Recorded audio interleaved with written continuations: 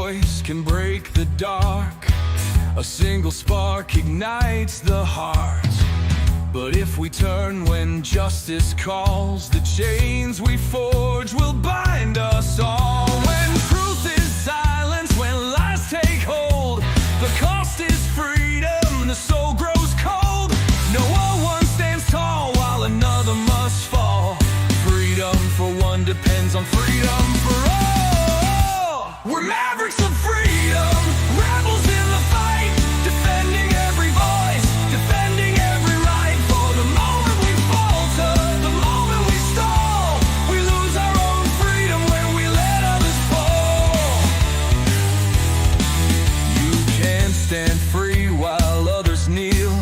When justice fades, it's freedom they steal. An innocent condemned, a crime unspoken, and with it the bond of liberty is broken. No tyrant rules without our consent. Oppression thrives where silence is spent.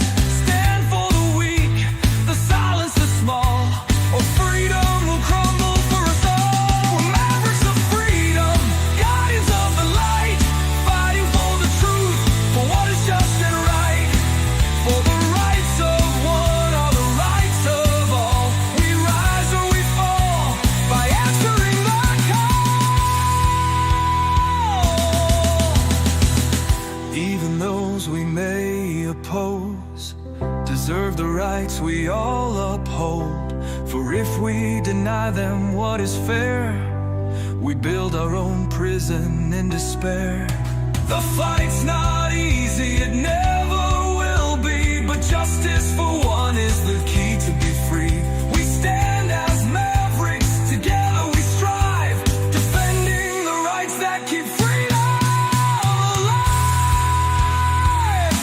We're mavericks of freedom, rebels in the fight, upholding every truth, protecting every right. When one is oppressed, we're all in the thrall. Freedom for one depends on freedom for all. So take a stand, let your courage rise. Defend the truth, don't compromise. For the soul of the world, the writing's on the wall. Freedom for one depends on freedom for all.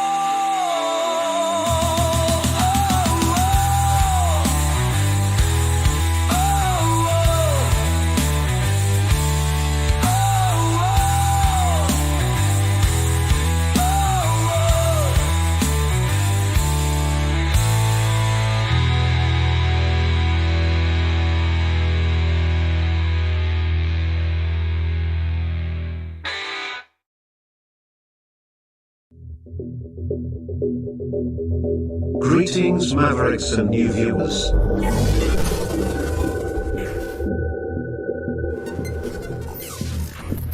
Tonight, direct and live from the Maverick News Network World Studios.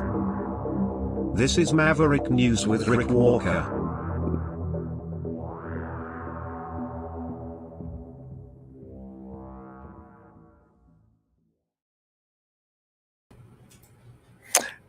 Welcome back, everybody.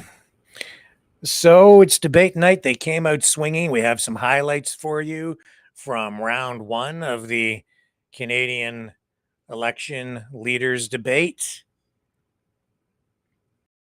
Yeah, they came out. They came straight after Mark Carney. They went for his throat, and then they grabbed him, and they pulled on his hair. And they kicked him in the groin because he's the top dog. And if the polls are accurate, he's the guy that they have to take out. So, yeah, right out of the gate, they came after him. I'll show you what I'm talking about. And then they were like, it's amazing how people can view something, an issue, in such a different way.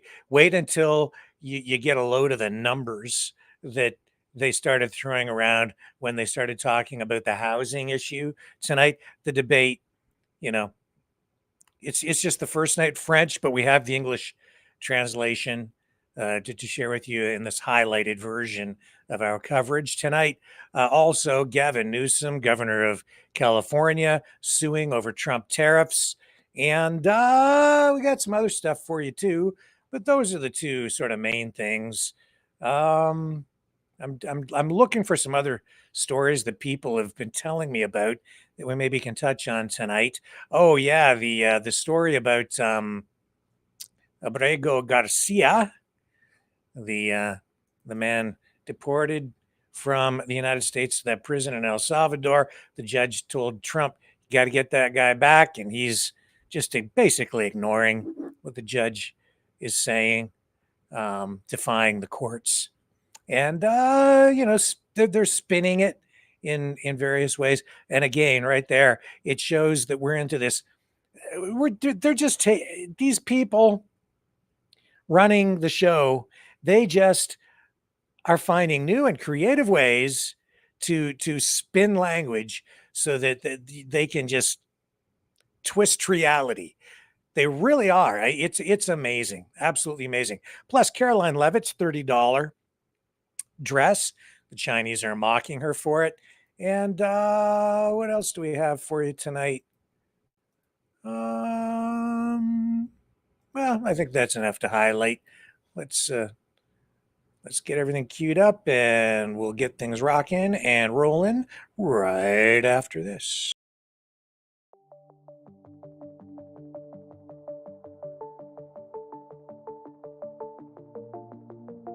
Greetings, brave Mavericks. Our quest for truth continues. We go beyond fake news. Together we expose propaganda. Together we pull others out of rabbit holes. We are maverick thinkers. We are all unique individuals, defenders of individual rights and freedoms, credible, trusted, grounded in reality. Maverick News, Maverick News. Defending free speech, free speech. Donate at freedomreporters.com. Do it now. Tomorrow may be too late. Maverick News. The world is watching.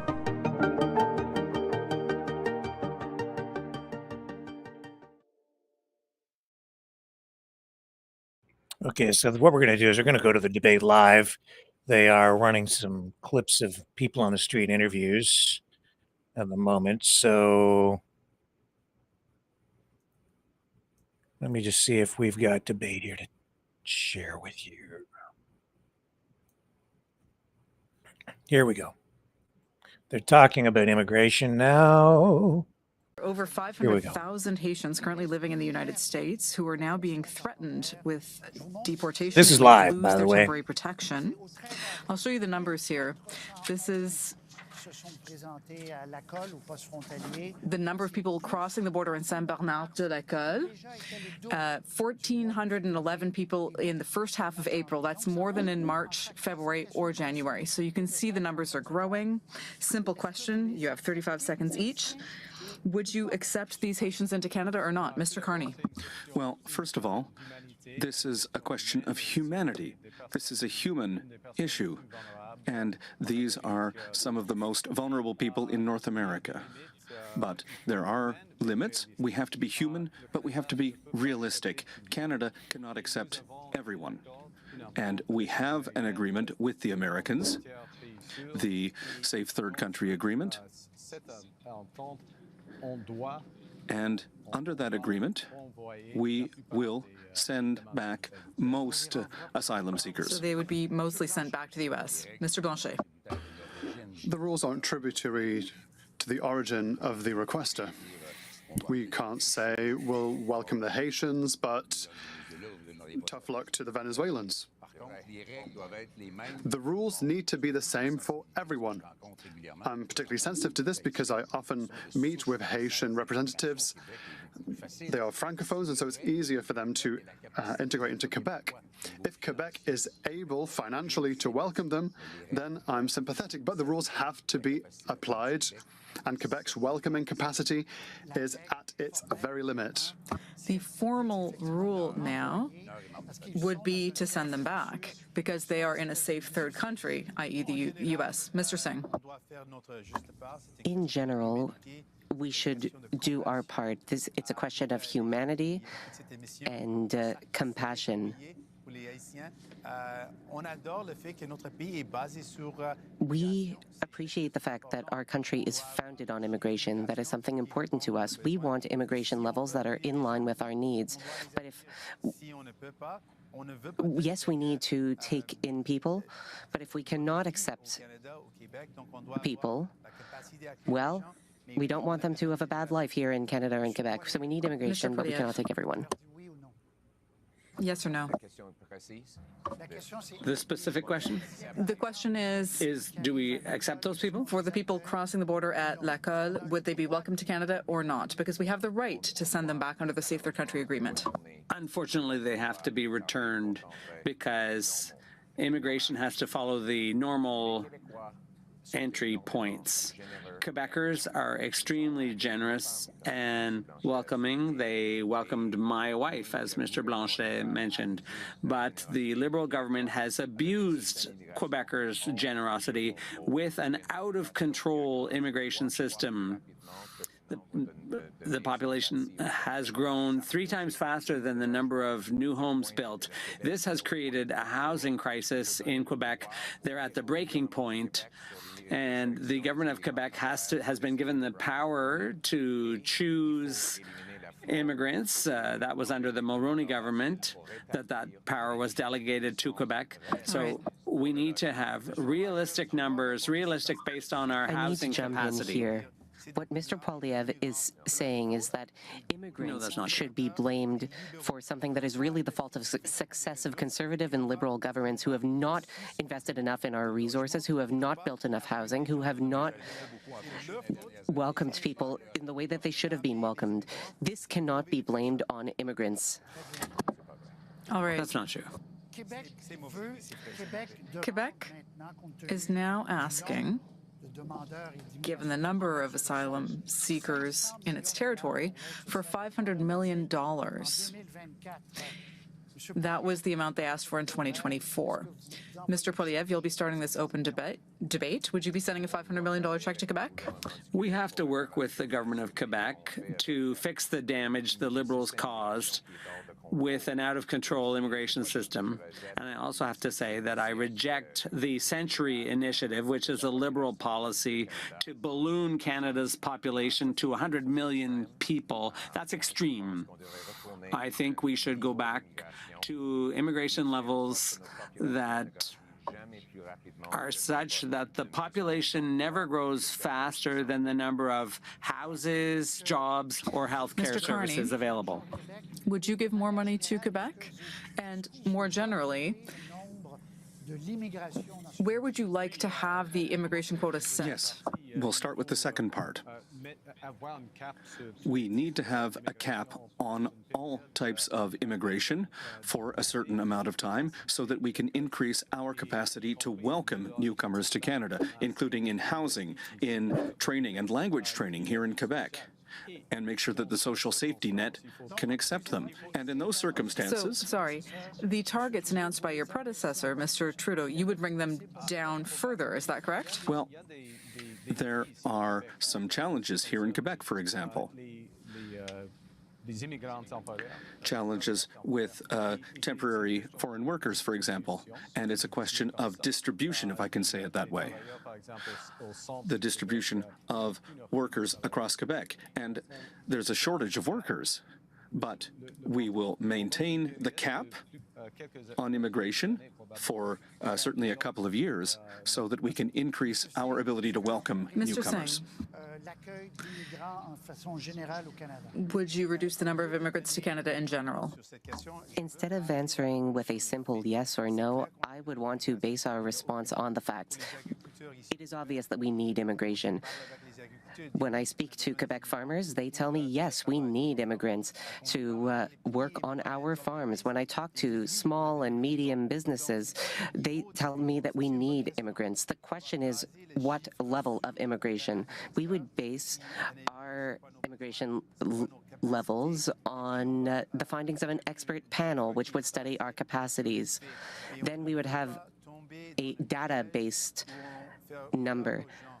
But I do not want to fall into the trap of fear-mongering or blaming immigrants for things. We need a facts-based, needs-based approach. Temporary foreign workers are temporary. They're a different category. Foreign students are a separate category, and they are essential for our post-secondary establishments in Quebec and in Canada. Unfortunately, it's being used as a roundabout way to get asylum, and asylum is also taken advantage of through smuggling and organized crime. We don't want to import vulnerable workers because we simply need people. Asylum seekers should be people who are in distress that we need to welcome based on our welcoming capacity. We are not currently in Quebec able to welcome as many people that are arriving. Quebec needs to be able to establish what its targets are. And one clear element, the federal parliament, with a Bloc Québécois initiative, decided to force the federal government to consult provinces within 100 days to determine how many immigrants would be welcomed. No one can decide, apart from Quebec, how much Quebec can accept and welcome. Another rare moment where I agree with Mr. Blanchette. Temporary foreign workers are often victims of power abuses. We would restrict the use of workers who are exploited by major corporations. The Centre Initiative was 100 million immigrants in Canada before the end of the century. Dominic Barton, a parliamentary committee, said that they did not take into account the uniqueness of Quebec, and one of the two co-authors of the Centre Initiative and 100 million people is now one of Mr. Carney's close advisors. Mr. Carney, on a different subject now, would you say that the immigration system in Canada is going off the rails, or has gone off the rails in the last 7 or 8 years? Yes. The system isn't working. And especially after the pandemic. Our population has gone up, I think, at about 3% per year because of immigration. And that's why we need to have a cap for a certain period of time. And I'd like to say that Canadians, Quebecers, and all Canadians, they want to welcome immigrants. There's no problem with Canadians' attitudes here at all. It's the responsibility of all of us to increase our capacity to welcome newcomers. Is it normal? Now, in France, it takes 6 months. In Germany, 8 months. So, why do asylum seekers coming to Canada take at least 3 years to be processed? Because Canada is obstinate in welcoming more people than they can process, house, and they're not taking into account the proportionality of every province and territory. I spoke with federal public servants, and they told me that there is a lack of resources. There aren't enough workers to manage all the files that are coming in. It's unthinkable that people have to wait 3 years for an answer. But is that not the big It's a problem, huge Mr. Poilievre? problem. So we need to have more people working on this. people who can make decisions, or at the very least provide an answer, because it is entirely unacceptable that we have people waiting so long. Mr. Poilievre, is this problem solvable? Yes. Look, it's all about efficiency. By screening out bogus asylum seekers, that's what's slowing things down. We could reduce processing times by getting rid of the bogus claimants. And when people are forum shopping, when they've been to other places, that also slows things down and discourages genuine claimants. My point of view is that if someone's in danger in their country of origin, they should be able to decide to come to Canada. But if they're not refugees, for example, we've seen a situation in Mexico where people came here without ever needing to be refugees. They never needed asylum, and that causes a bottleneck in the system. And so what we're going to do is ensure that genuine refugees can come here and have their lives saved through the generosity of Canadians. But how do you separate the real ones from the non-real ones? Well, that's the problem. The machine, the apparatus is too cumbersome. And Mexico was one of the causes in the problem. So by eliminating that source, that helps alleviate the problem. 3 years. Is that an acceptable wait time in Canada? No, it's not acceptable. It's inhumane. It's inhumane for asylum seekers. And that's an indication that there is a problem with productivity in that department. That takes resources, but it's also a question of productivity. Why not hitting the brake pedal with kindness, of course? Why not slow things down until we have a good system and a good public service for immigration that can deal with files in a few months? The rhythm is far too quick, and so we can't succeed at this rate. People, for economic reasons or who are in distress for other reasons, come to Canada and they're lost because their files aren't being processed. You can conclude, Mr. Carney. I more or less agree with that, but we need to be, as you've said, we need to be neutral. We need to act in a neutral and fair way. All right. A fair way for all. I want to save some time to talk about two other important files: international aid, Ukraine, and Gaza. I think we've understood your position on immigration. The question is simple. Should we cut international aid or not? I'll give you some figures here. $2.1 billion is being given to Ukraine currently. That's a large amount of money for Canada. Ethiopia also, Haiti. There's a long list of other countries that we could have put up on the board. Mr. Poilievre, you've said that we need to cut international aid. What would you cut? Ukraine, Ethiopia, Haiti? No. I would start by cutting off China. The Liberal government gave $250 million to the Chinese Infrastructure Bank in order to build pipelines, highways, and other infrastructure to promote the expansion of Beijing's empire. I don't think that's a good use of taxpayer money. Also, we saw UNRWA, the organization in the Gaza Strip that took part, or whose employees took part in the attacks of September 7th. So I don't think we should be funding that type of activity either. The aid we give should be directly to people in need and not through bureaucracies, multinational bureaucracies and Let's terrorists. Let's talk about Gaza. Currently, Doctors Without Borders, just today, said that the situation was worse than ever. So if you cut UNRWA, which might be an imperfect organization, but if you cut aid to them, how can Canada help Palestinians? With not-for-profit groups, NGOs that will deliver the services directly to Gazans. The only group on the ground. I'd like to because it's a waste of money when that money that's not even getting to the people. I will start by saying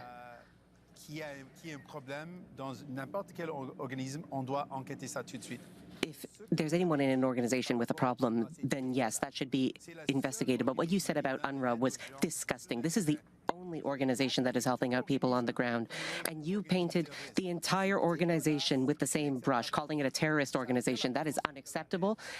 That is hateful, and it is entirely inappropriate. Mr. Carney, on the subject of Palestinians and international aid, would you continue to fund UNRWA?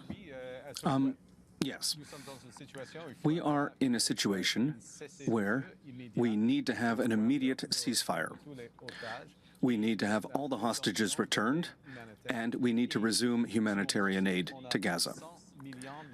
And at this time, we have $100 million from the Government of Canada that is ready to be provided in humanitarian aid to Gaza with organizations that are working there. And that's key. And I agree with Mr. Singh. There are only a couple of groups that are working in Gaza right now. Mr. Blanchet? It's a very unique situation. In Canada and in Quebec, the Jewish community is victims of radical Islamists. Palestinians are currently victims of terrible violence from the Israeli regime. We have to help people in distress. There and elsewhere, it's the best way to have international aid that is not military. We need to allow people to live happily where they live. And Palestine will not become Mar-a-Lago for Americans that just want to chill on the coast. We have to see where the money goes. We have to see how much money is taken by Hamas. It's maybe less now, but it was huge in the past. A lot of money was taken from the Palestinians. We have to help Palestinians at the end of the day. International aid. So the three of you on this side would continue. Mr. Poilievre, do you have an amount in your mind of how much you would cut in international aid? We're going to target waste. In all programs, we will audit to identify examples like UNRWA when they used funds for Hamas. We're also going to find other examples of international waste because... Sorry. No. The decision is to protect Canadian taxpayers. We all agree that there's a lot of suffering here in Canada, and Canadians can't afford to pay their bills. So we need to find some savings in order to reduce the cost of living here in Canada. Mr. Roy, I would like to come back to... And we need to look at all departments in order to find those savings and protect affordability no amount in Canada. The question of Gaza. Mr. Singh, I'm sorry, everyone's had their piece to say. The situation is heartbreaking. It's heartbreaking to see innocent people being killed. Mr. Carney, why don't you call things as they are? This is a genocide. People in Israel do deserve peace and security, but people in Palestine do as well. What is going on right now is a genocide against people Mr. in Carney, Palestine. you can conclude. Why won't you admit it? The situation in Gaza, in the Middle East, is horrible. But It's a genocide. But I never use that word in a political way to politicize the situation. All right. But it's a matter of facts. That was Mr. Carney's response. I think we've understood your question, Mr. Singh. Now, we'll be moving on to the next theme, identity and sovereignty.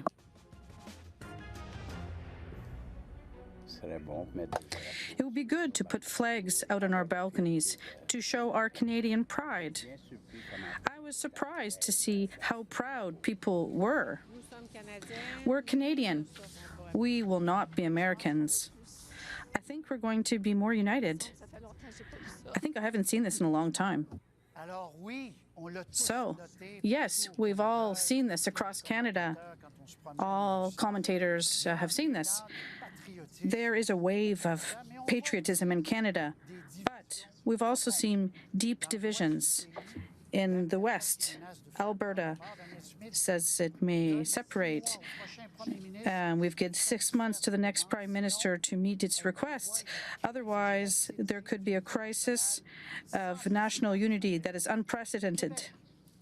In Quebec, The Parti Québécois is nearing power and is promising a referendum during your term, possibly. At the end of the day, are we not as divided or as the U.S. or very divided? We'll go around the table. Mr. Poilievre first. Unfortunately, yes, there are divisions all across Canada, all kinds of divisions. And I think that we've had a federal government that has divided everyone, pitting regions against one another and various groups against one another.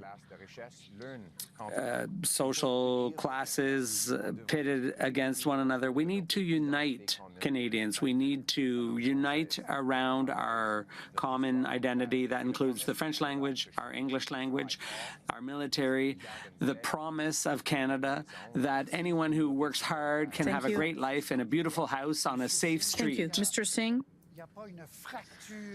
Is there not division in Canada? When I travel throughout the country, I observe great unity, great solidarity. Canadians want to defend our country. They do not want to become the 51st state. They want to protect what is dear to our hearts. When I talk to people about identity, people tell me our identity is taking care of one another. We have programs for that. For example, our healthcare system. We need to protect these systems and strengthen them, not cut them or sacrifice them. Now is the time to bring people together to get things done with our solidarity. Thank you. Mr. Blanchet. I think that people confuse certain things. Some people think that all Canadians should follow one single line behind the federal government, and so we only have one economy. Mr. Trump's fear, or rather the threat of Mr. Trump has to be taken seriously, but instrumentalizing it for nation building in Canada, where Quebecers are being asked to be attached to their language as a frivolity, I can't agree with that. Thank you. We'll go back. Quebec's uniqueness is also economic, and we have to be on the same level Is there playing a field. division in Canada? Well, there's always a risk, but I think that right now, Canadians are uniting, and they want to unite. Canadians want a positive agenda. There is solidarity here. Healthcare is a right here in Canada. It's not a big business like in the United States. We put a value on diversity here. And we also put importance on judicial independence. And, you know, the potential of Canada is enormous because we're all in this together. Thank you. So open debate. Mr. Blanchet, how can we think that Quebec, if it's on its own and independent, could be stronger to stand up to Trump and in comparison with all of Canada right now? Does Canada need to be a province of Mexico to be allied to Mexico against the states? We're not in that debate this week, but Quebec does not need to be a Canadian province to talk of its own voice. Our economy is doing fairly well, but our economy is different to that of Canada's, and the announcements that have been made have helped Ontario Steel, Ontario Banking, the Ontario automotive industry to fund aluminum. Western oil. That is what those were the investments made. The counter tariffs on aluminium are very harmful because people have to pay for the aluminium they sent to be processed in the States. That is then re-imported into Canada. $2 billion to the States in countervailing tariffs. For that, nothing happened. But now, $2 billion has simply been signed by Mr. Carney for the automotive industry. He sees himself as a negotiator, but he hasn't even been re-elected yet. Should Quebecers not make sure that they have a strong voice that collaborates. I've already said that we would work with Canada, but I've asked to speak to Mr. Carney, but he's never called me. He's never wanted to talk to me. I want Quebec to be at the negotiating table for a stronger negotiating position with Canada. Is there also not a risk, like was the case with the automotive industry in Ontario, to this, because this could happen to the detriment of saving other industries in our country? If we put all our eggs in the automotive basket. No, not at all. For example, our counter tariffs for the aluminum sector and steel, no, they're not bad. They're not bad at all. We import aluminium cans from the States. That comes from our that's mined not aluminium. Right at all. If I may, the counter tariffs for the aluminum sector are $30 billion. The counter tariffs, or $30 billion rather, the counter tariffs for the automotive sector, that's $8 billion. That's a huge difference because, you know, there are a number of reasons for this, but our counter tariffs, it's not just for Quebec, it's for the workers there, are much higher.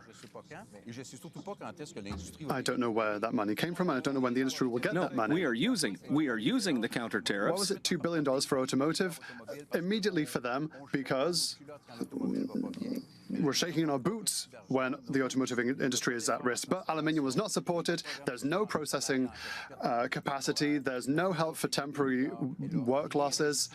$2 billion for the automotive industry, but nothing for aluminium. When it's Ontario, the checks come flying, but it has to be the same for other places, especially Quebec. That's the numbers. Your numbers are wrong. Mr. Poilievre. Yeah, but he's got a point when he says that the weakness in our country right now threatens our unity. Your Liberal government for 10 years has the worst track record on immigration, on housing, on inflation, on crime. But doesn't it embarrass you to ask Canadians for a fourth term of office after the worst Liberal record? I've just become leader. And same members of Parliament, it's the same old promises. Leader. And I've been Prime Minister for 1 month. And in that month, we have an agreement with the provinces. We have an agreement with Australia. We have an agreement with France. We have an agreement with the United Kingdom. We have set up negotiations for the next Prime Minister, and that's a decision that people at home are going to make. And we've done all of that in this short time. And we've also cut the tax. We've put in place programs for workers who are most affected by this tariff war, and all that in 1 month. Okay. Quebec sent a letter with 5 requests. No one responded to it. We made requests, but we keep hearing, oh, we've spoken to provinces, things are great with Quebec, but we didn't get any response to our letter. Is it because of the final straight of the election campaign?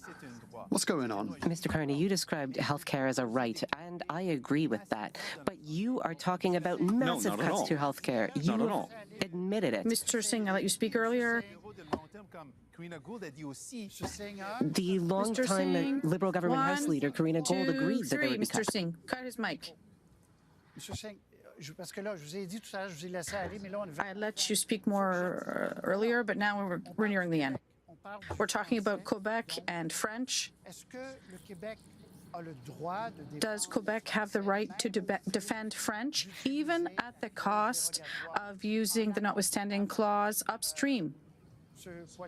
Mr. Poilievre. Yes. Quebec must defend French. It's the common language of Quebec, and I will defend French. My father it was a francophone from Saskatchewan. I lost my French a little bit when I was a teenager, but I married a Quebecer. Our children speak French, and I understand why French needs to be protected, and that is why I will continue to support laws and policies that allow Quebec and the federal government to protect French all across Canada. Using the notwithstanding clause to protect something. You're against that, Mr. Carney? Well, there is a general question here around the use of the notwithstanding clause in a preventative way. And it's not necessarily a question just for Quebec. It's been used in Quebec, but it could also apply in Alberta, Saskatchewan, and Ontario. And it has. And so the question is, do we have rights and freedoms here in Canada? Are we equal? And we need to consider the right balance. Certainly, but the use of the notwithstanding clause in a preventative way, that's a question for the Supreme Court. Mr. Blanchet, in terms of the use of the notwithstanding clause, obviously you have no problem with that. Jean Chrétien, on behalf of Pierre Trudeau, negotiated with the provinces, and it led to the notwithstanding clause, and this wasn't signed on by Quebec. It was tested. It's not the type of use that is in question, it's how it is used. The Supreme Court has already decided. Mr. Carney wants to turn to the Supreme Court to disagree with itself in the decision it made with Quebec. There are It's all funded with Quebec money. Interveners from Quebec who have challenged this to the Supreme Court. You are going to take Quebec taxpayer money to contest a Quebec bill that is under Quebec jurisdiction. That was adopted by the National Assembly of Quebec. Mr. Singh, on this notwithstanding clause for French. I believe in protecting the French language. During this debate, I have tried to bring up health a few times. Mr. Roy cut me off a number of times. Look at my time on the clock. Every time I tried to bring up health care, I was responding directly to something that Mr. Carney said, because health is something that is important for me. It is about identity. It's something I am very passionate about, and every time I tried to bring it up, Mr. Roy called me out and cut me off. That is not fair. For me, the question of healthcare is crucial. When I talk to people on the street and ask them what is important to them, they say universal public health care. People ought to know that the other leaders on this stage tonight would cut healthcare funding. And I think that's wrong. No. Not now, Mr. Blanchet. No, neither the two Mr. major leaders have nor both I have said that. this, and I need to tell people because it's important. This is what I believe in. This is what I believe in and what the NDP believes in. That's not right to make allegations like that. We talked about health earlier. I let you speak. But now we're moving on to another topic. Yes, but now we need to bring it up in the context of identity. What is Canadian identity? Healthcare. We have to bring it up in this part of the debate. Canadian identity is about taking care of one another. We need our universal public healthcare system. It should be strengthened. It should be protected. We are in the midst of a healthcare crisis. It's supposed to be an open debate, so we should be able to talk about whatever topic comes up. There isn't a lot of risk when it comes to the health of a language in Let's Quebec. talk about language. There's Outside healthcare of issues Quebec. in Quebec as well, and I am here to protect the healthcare system for everyone, including Quebecers. Outside of Quebec, Mr. Singh and others, the weighting of francophones has gone from 6% in 71 to 3.5% in 2021. How will you reverse this trend? People are listening to you across Canada. Well, first of all, we are going to increase the level of Francophone immigrants outside of Quebec. We'll increase that from 10 to 12%. Second, we will strengthen Radio-Canada and CBC with new governance structure and new money. Mr. Poilievre wants to cut that. We are going to strengthen the telefilm industry and the Canadian Council for the Arts so that we can increase training. All right, Mr. Poilievre. First of all, the Conservative Party supported the federal legislation to ensure that federally regulated workplaces in Quebec follow Bill 101. We also will increase funding to allow young people to take part in French immersion for Anglophones coming from outside Quebec, and that will enrich the French language. And third, we'll make sure Quebec has more control over immigrant selection so that they can better choose those who can be franchised and integrated into the labor market and Quebec culture. That's what we want to do to protect the French language. Mr. Poilievre, of course, your position on Radio-Canada and the CBC has created a lot of concerns. You've continued to say that you would protect Radio-Canada because it provides a service to Francophone minorities across the country, but you would abolish the CBC. How is such a thing possible? Well, it is possible. We have news networks. But they share the same buildings. You understand how difficult it would be. I do understand the situation. I will protect Radio-Canada's services because there's already other French language news services. TVA is an example. So it is possible to have news service that's focused on French news services, and the CBC can just operate with its own revenues as an NGO, what would the as a non-governmental organization. The principle is that the government should simply do what the market cannot do, and the market would never be able to provide exclusive French services to Francophones all across Canada. So there is a role for the government to play in defending French news services. When I was a young person in Calgary, that was the only way for me to get news in French. So I would protect those services because there's a good reason to do that. Let me translate that. Mr. Poilievre wants to get rid of Radio-Canada and CBC. And then he would write a check to other companies so that they can provide French language services. That's the wrong thing to do. We would protect Radio-Canada and CBC, especially in the context of misinformation, which is undermining our democracy. I am not a francophone, but I am a francophile. I love the French language. I have fallen in love with it.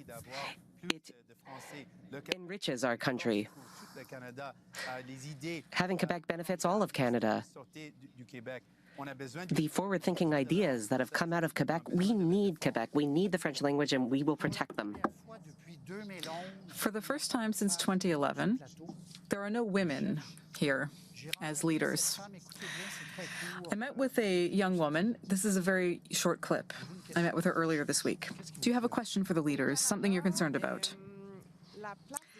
In Canada, the status of women. Yeah, the status of women. You're worried about things moving backward? Yes, that there could be a rollback of women's rights by some parties. That concerns me. My question, would you commit to making sure that there are no women's rights that are rolled back? And, for example, would you push for having free contraception, as is already the case in some provinces? Is that something that you would commit to, starting with Mr. Poilievre? We will not eliminate that. We will protect women's rights. I have a message for Canadian women who are watching. We will not pass legislation that would restrict the right to abortion. That's been our policy for 20 years, and it won't change. That's a guarantee that I make to you. We will, in fact, broaden women's rights by dealing with crime against women. Women are often victims of assaulters who are released because of liberal legislation. They're released repeatedly, and that allows serious criminals to repeat offend against women. And we are going to lock those people up. We're going to lock those men up to protect women against violence. Of course, our party believes in women's rights. We would never allow for any backsliding on that front. You brought up pharmacare. Well, it was the NDP that forced the Liberal government to bring in pharmacare. It covers now diabetes medication, but also contraceptives, and we believe that is crucial. Rights are important, but being able to access the rights is also important. We are also the only party running a candidate slate that is half women. The other parties have seen backsliding on their candidate slates in terms of diverse people and women. But for us, it's an important issue. Our candidate slate must represent the Canadian public, and that means it should be half women.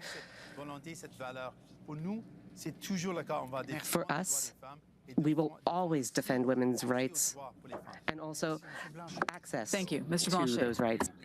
There is no member of the Bloc Québécois that will be able to table a bill or motions that are against abortion.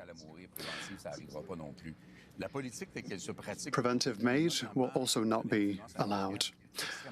With American influence, we are in a very difficult place for women. There are many ways that invite women to participate in politics. We have reached parity with the Bloc Québécois. We wanted it to be 50-50, but in our current political culture, and I have many great women in my party, it's much more difficult at the federal level than in Quebec.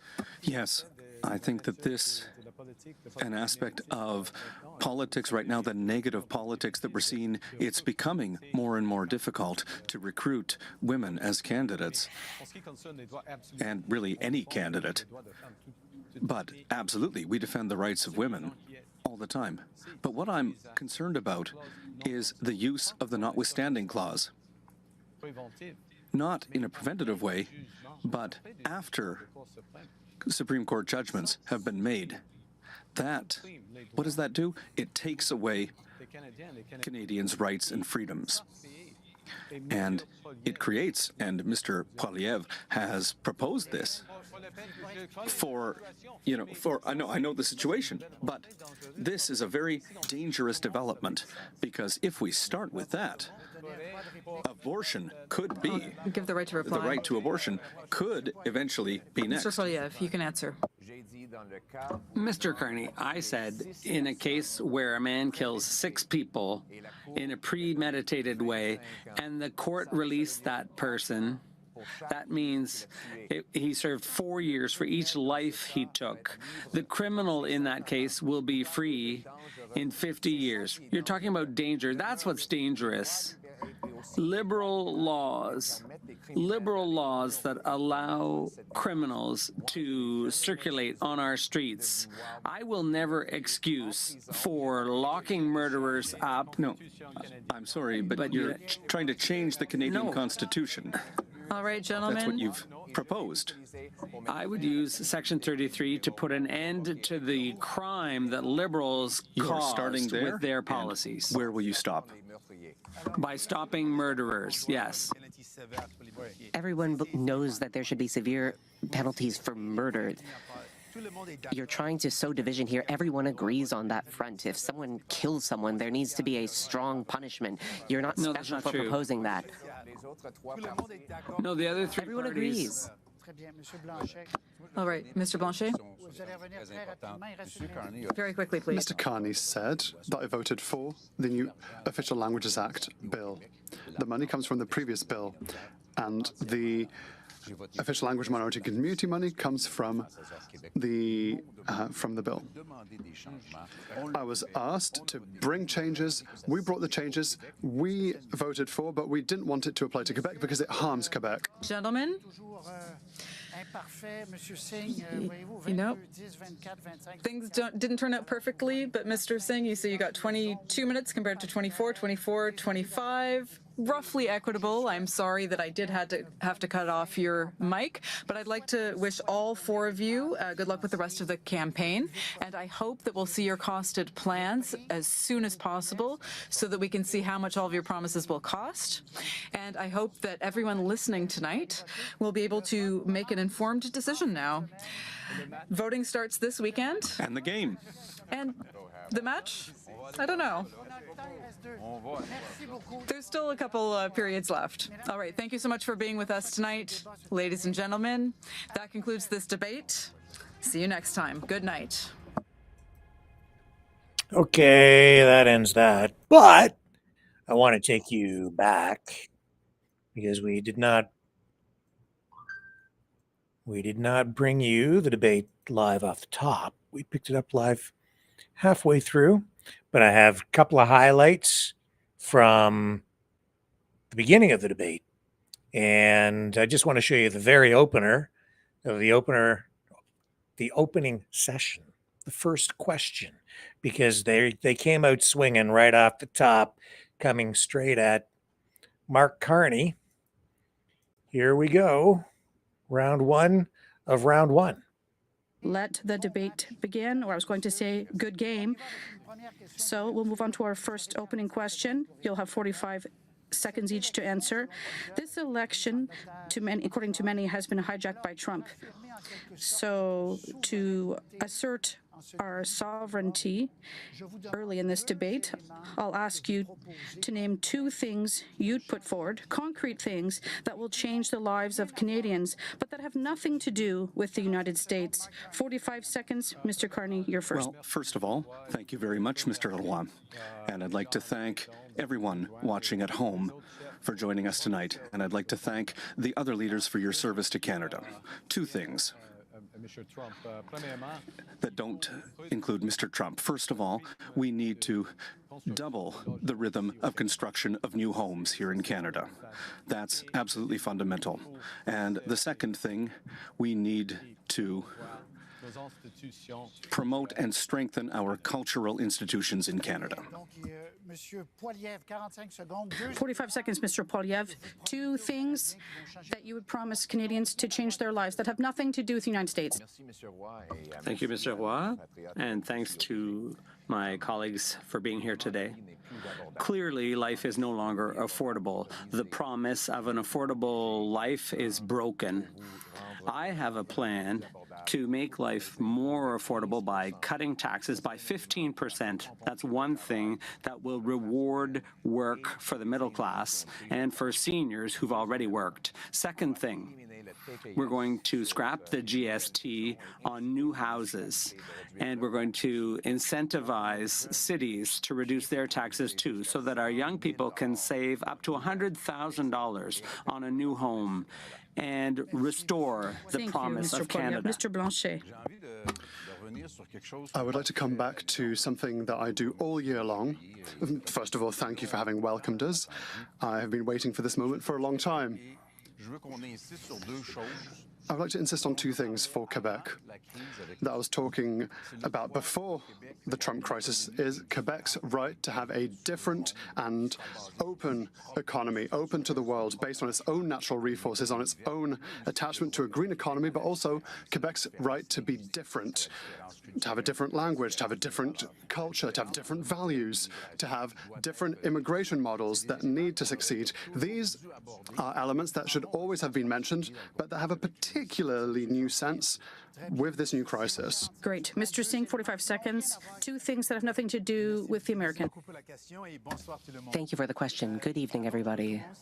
First, I'd like to talk a little bit about values. What are the values that underpin the answer to this question?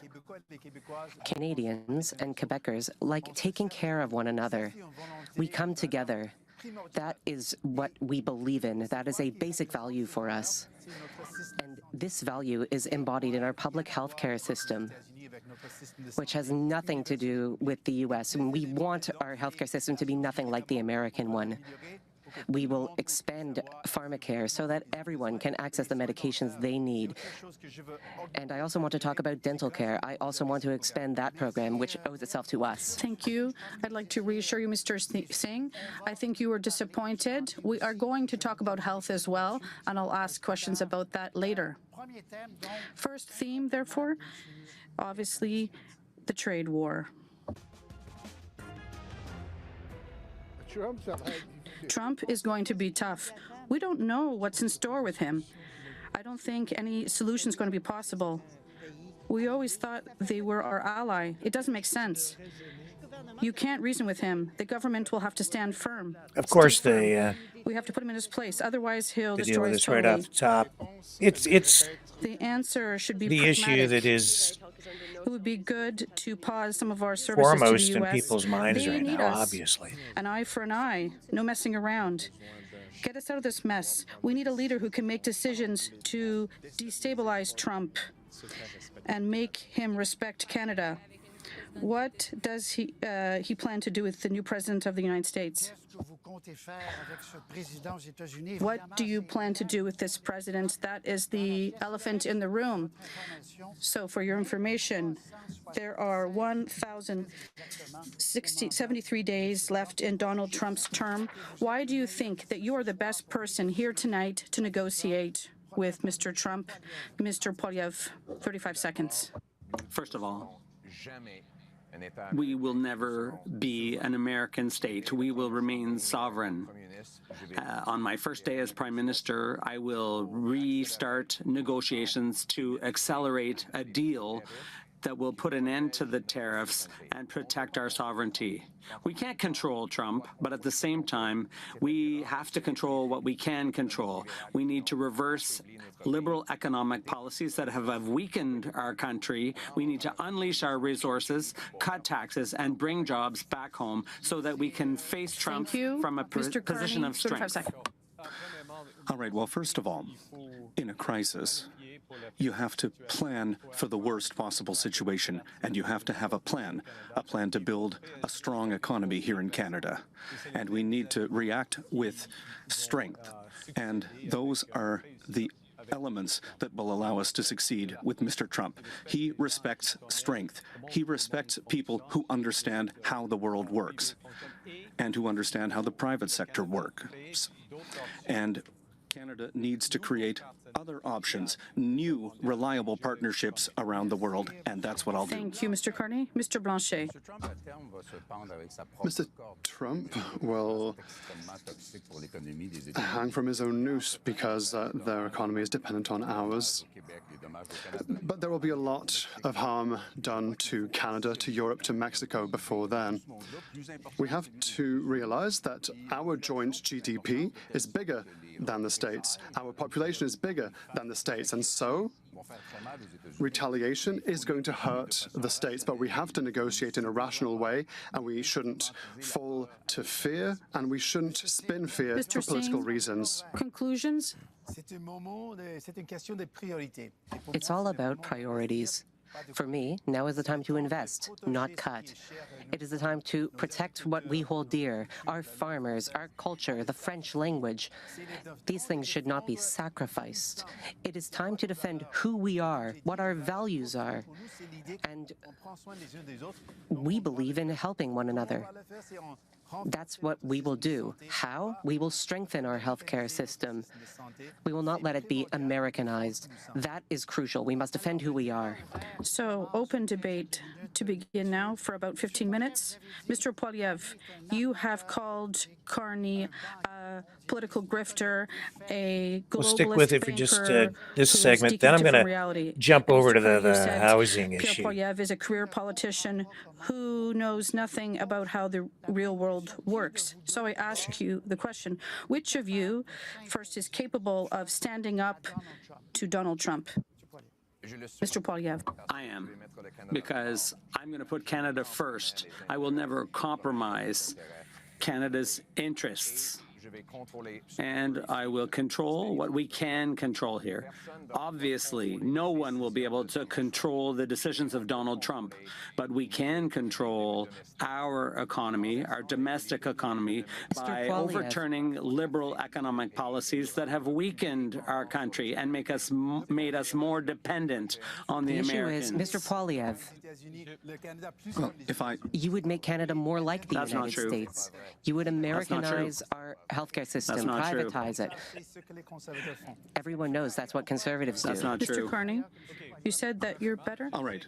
First of all, I know how to negotiate, and I agree with Mr. Singh. We need to start by saying what's never going to be on the table. The French language, Quebec's culture, and supply management will never be on the table. Our resources, that's the first thing. Second, in terms of Mr. Blanchet's point, the opportunities that we have with the European Union are there, and I've already started building new relationships with the European Union. As Prime Minister, I met with the President of France and with the President of the European Commission. There's a lot to unpack in there, let's be honest. And perhaps it's right. You say that you're an expert in managing a crisis, but you say you're a negotiator, but, well, perhaps negotiating with tax havens. But when it comes to trade agreements, I haven't seen the proof.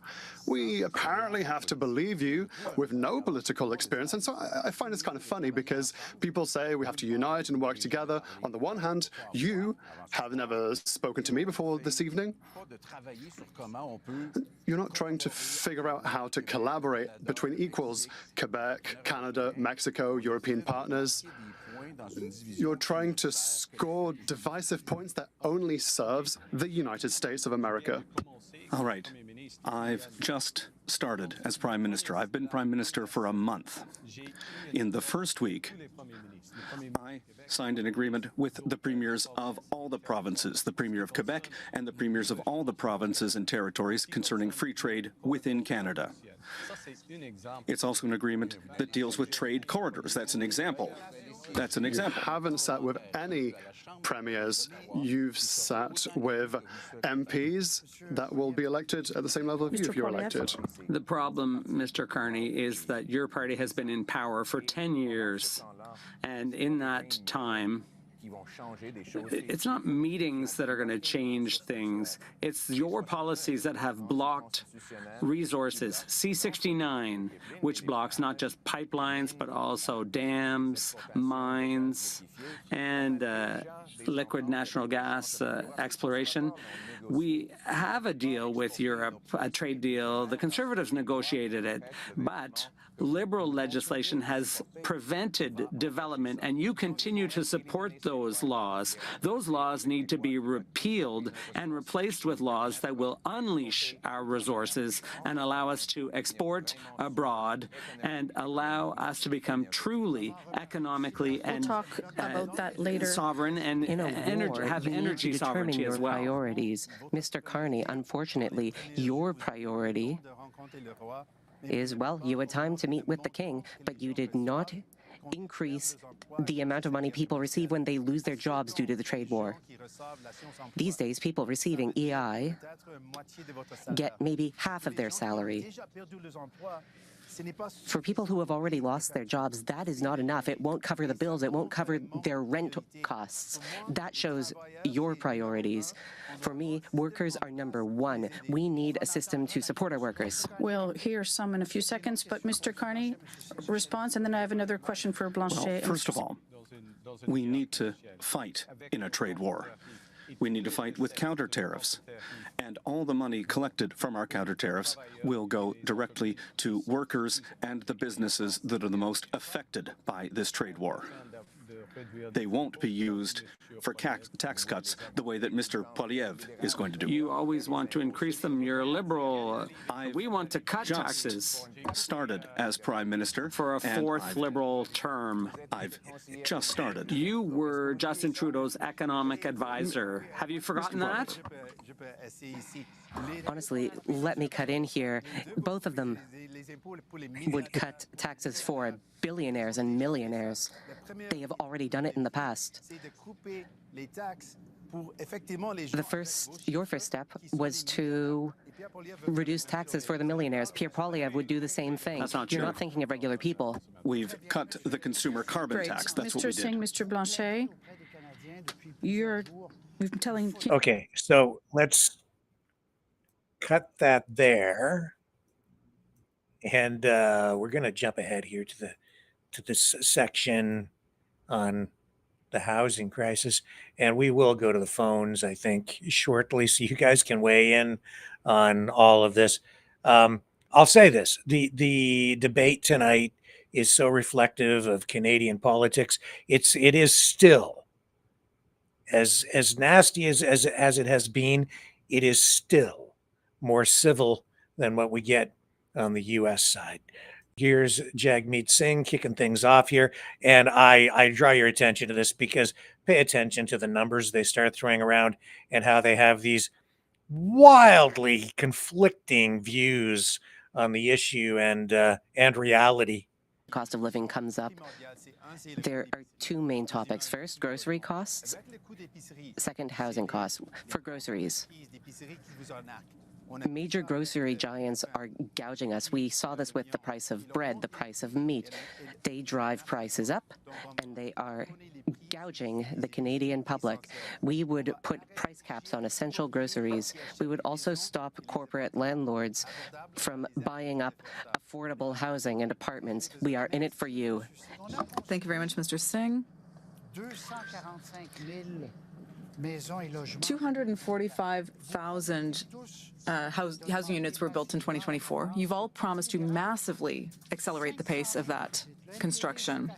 The Liberals have said 500,000, the NDP 600,000. Mr. Singh, you're going to start this part of the open debate.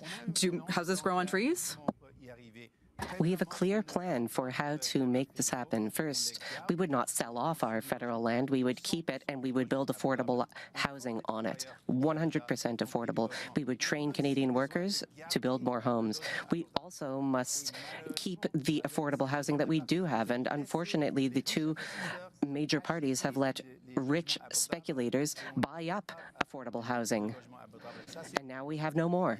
That's a major issue. We need to keep our affordable housing and build more housing in general. A couple of ideas. First of all, I would like to talk for Quebec. There are delays of hundreds of thousands of houses to be built, and we don't have the human resources to do so. But there are initiatives for small housing, for social housing, modular housing, that would allow us to build quicker with fewer resources and cheaper to accommodate as many people as possible. But I'm looking forward to hearing everyone's financial framework, because the Conservatives want to cut. They're going to have to cut spending at some point as well. The Liberals want to cut in revenue but increase expenditure. There's some financial magic that's in there somewhere. I would like to hear their financial framework or even their electoral platforms. In a minute, that would be the nice. Constant Plan. But Mr. Carney, 500,000 housing units. And we need to get started so that we can get the housing market working better with a reduction in bureaucracy at the municipal level and in fees. But we are proposing a new institution, Build Canada Homes, which is going to build affordable homes using lumber from Quebec, using lumber from British Columbia, using Canadian wood, and using new Canadian technologies. We are going to create a new industry. How can you say 500,000 units? I mean, I could say 800,000, 400,000. Where's this coming from? You know, if I can have 35 seconds, we need to add funding of $25 billion for the development of affordable homes and $10 billion for... Mr. Poilievre, you haven't costed your objective. Yes, we will, in our platform, which is going to come out in a few days. But Mr. Carney, you're repeating exactly the same promises that Justin Trudeau has been making for 10 years. During the Liberal decade, when you were the economic advisor, the cost of housing has gone up, and you inflated the cost of housing then, too. You have a terrible record in England for real estate costs there, the real estate prices. The problem is that the Liberals want to build bureaucracy. They want to balloon bureaucracy by creating new departments, new bureaucrats. We don't need more bureaucrats. We need more homes, more new doors on new homes for young families. The reason why housing has become so expensive today is because of taxes and bureaucracy. I will eliminate the GST on new homes. I will incentivize cities to free up land and accelerate permits so that we can build your home. Mr. Singh, then Mr. Carney. Let us talk records. Mr. Paul Poilievre, you were Yes, a housing absolutely. minister. How many homes did you build? Over 200,000. I'll tell you, 6. You built 6 homes. 200,000. 6. 200,000. We cannot believe what You you're asked saying. the question, can I we answer cannot it? believe Mr. Poilievre. He only built 6 homes when he was in 200,000. power. Can I can't answer? we know the answer. Can It's I 6. answer? It was 200,000 that year, and the cost of the average home was $450,000. So thanks very Okay, much Mr. for Singh, reminding to everyone of conclude. my record. It was a good record. During the 10 years the Conservatives were in power, rent doubled. Housing costs doubled. And then, when the Liberals came in, they doubled again. Unfortunately, Mr. Carney benefited from the housing crisis when he was the board chair at Brookfield Investments. His company benefited from the housing crisis by buying up affordable buildings and tripling rents. Mr. Carney. Okay, Mr. Poilievre's approach is everyone for themselves. In the COVID crisis, he said, okay, let's cut taxes, let's cut bureaucracy. This crisis, now that we're facing, the greatest crisis of our lives, he's saying, cut taxes, cut bureaucracy. In a crisis, you have to do that to a certain point, but you have to act as a government. And if I may, you need to have capital to catalyze investment. And with a small amount of catalyzing investment from the Government of Canada, we can create huge private investment and a new Canadian industry. Mr. Blanchet, then Mr. Poilievre. Another proposal that I find interesting is to allow parents who have money in savings for their retirement to take the money temporarily to help for their kids' down payment. That's not $500 billion that will be required. These are not civil servants that will be fired. This is a logical decision made by parents like myself who want to help their kids without money from the state, with a tax measure that helps retirees who want to help their children. Would that not be more concrete than programs after programs that are just empty words and for which there's no financial framework? Yeah, I'll come back to that in a minute, but let's let Mr. Poilievre conclude because you were having a conversation Yes. with Mr. Carney. Mr. Carney, in 2020 and 2021, you said that inflation wouldn't happen and that it would have been a good thing if it did. You were quoted in the media, and you even advised Justin Trudeau to print money, and that's what caused our inflationary crisis. You're just like Justin Trudeau. You have exactly the same policies, the same approach. We need change, and you, Mr. Carney, you do not You don't embody represent change. You represent the ultra-rich. Mr. Poilievre is not Justin Trudeau. I'm not Justin Trudeau either, okay? In this election, the question is, who is going to succeed? Who is going to face Mr. Trump? Same parties, same ministers, same caucus, same ideology, same hostility against Quebec. It's not just because the leader changes that the philosophy will magically change overnight. You are all proposing, or just about all of you are proposing tax cuts. Okay. And it's the same old, same old. It's, it's so predictable too when you listen to them. Poilievre, I'm going to cut taxes. Carney's like, it's time to invest. We're going to spend more money. And Jagmeet Singh is like, oh, all you rich guys, you're ripping everybody off. And then Blanchet is like, nobody respects Quebec. Yeah. God help us all. We'll be right back. And then we're going to dig into some of today's top stories briefly. Then we'll go to the phones.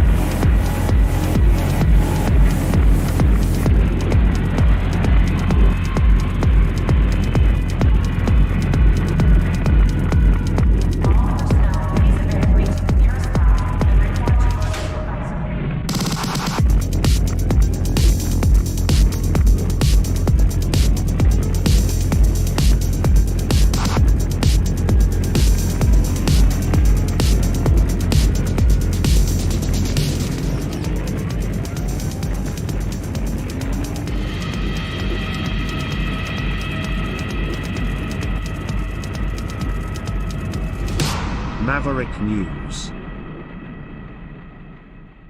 The world is watching. All right. So, Doug Ford, news conference today, and he was asked about recent comments that some say threw Pierre Poilievre under the bus and drove a wedge between Ontario provincial Conservatives and the feds.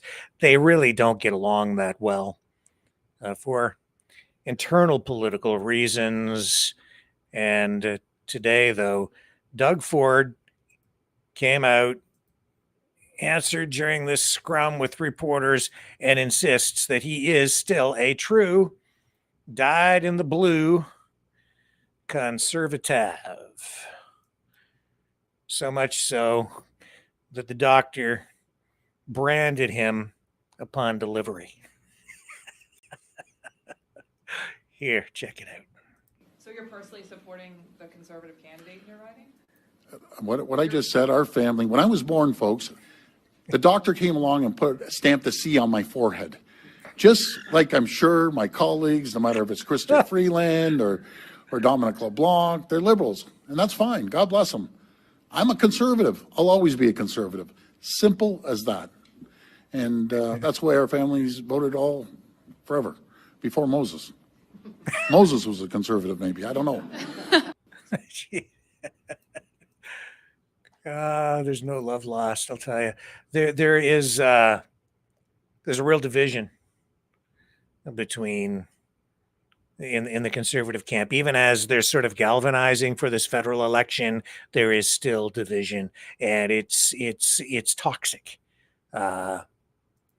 Sometimes that's why the conservatives fly apart, and then you have a reconstitution, and met by a Unite the Right movement that usually comes in response to a unified desire to eventually, finally, maybe defeat the Liberals in an election like the one we're involved in right now. Now, yesterday, this happened. I'm jumping around here a bit, but I wanted to bring this to you because I honestly think that it is controversial, and it is not receiving nearly as much media attention as it probably should. But yesterday, Danielle Smith held a news conference, rolled out an announcement, a proposed new legislation, which I think is going to get steamrolled right through, for the most authoritarian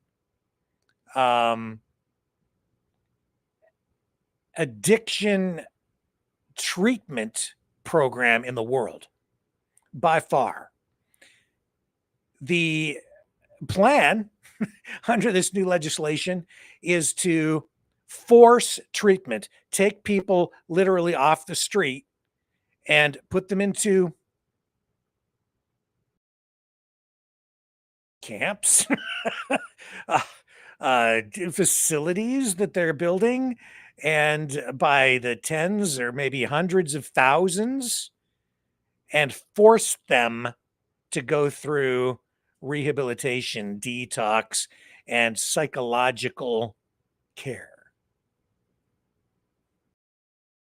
No choice. Here's Danielle Smith talking about it yesterday. This is something that I think we will have to explore in more depth because it really does, tread on individual rights and freedoms. I would say in a very dangerous way. I was up through the night really thinking this through, and I'm not sure they have fully addressed the need to protect individual rights and freedoms again. And yet, strangely, this is coming from a premier who I would say many thought was championing individual rights during the pandemic and shortly thereafter. And yet, this has echoes of that in it, and then an amplification. we know that there is still more work to do. There's more to do for individuals whose addiction has become so severe that they're an imminent danger to themselves and others. There's more to do for families with a loved one on the streets, dreading every phone call and every knock on the door. And there's more to do to bring back social order and ensure our province is a safe place for every Albertan to call home. We can't just sit back and wait for addiction to run its course and inflict its terrible toll in our communities. There is no compassion in leaving people to suffer in the throes of addiction, and we will not sacrifice our communities or give up on those suffering from addiction. Our government is 100% committed to helping those struggling with addiction in their pursuit of recovery, and that's why we promised Albertans that we would bring forward compassionate intervention as a tool to save lives. And today, we're delivering on that promise by introducing Bill 53, the Compassionate Intervention Act.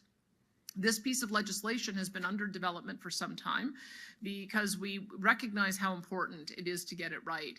The Compassionate Intervention Act creates an opportunity for families, guardians, healthcare professionals, police or peace officers to take action when someone's addiction or substance use has made them a danger to themselves or others.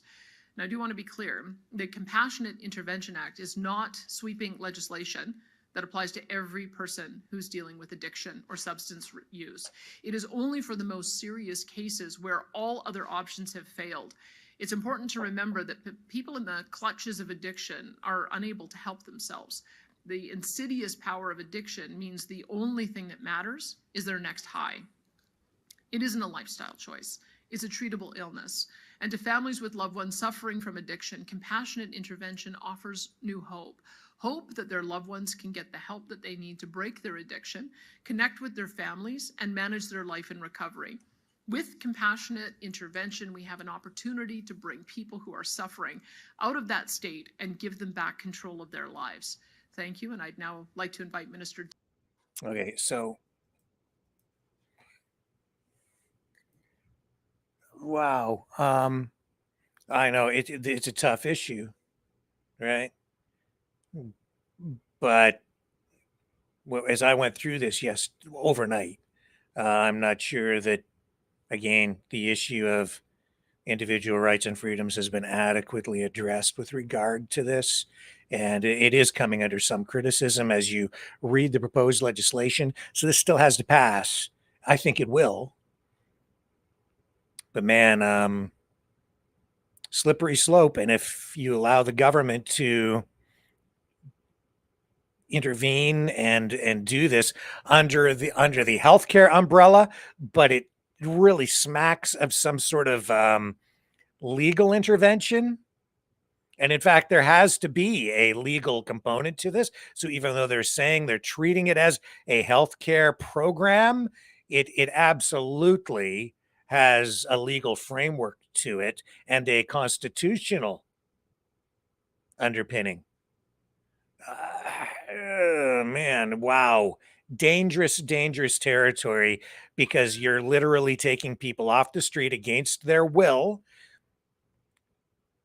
whether they're of right mind or not, and putting them into facilities where they are then undergoing forced medical treatment, medical intervention, up to and including, I would say, probably injections of various kinds, while they are subdued, restrained, possibly, likely, especially given the circumstances, in institutions behind closed doors where the state has complete control over their life and well-being, their welfare. They've taken control. They are being coerced, forced into these situations. Wow. And they say that it's up for up to 3 months. But if the treatment doesn't work, you can be readmitted. So it's not just for 3 months. It could be for literally an indefinite period of time. There are a lot of questions surrounding this. And yet at the same time, I also understand that when you are addicted to drugs like fentanyl, heroin, you lose a lot of your free will, if not all of it, because the drugs make you a slave as well. But this also violates individual rights. And then where does it stop? So Danielle Smith has suddenly become a compassionate authoritarian,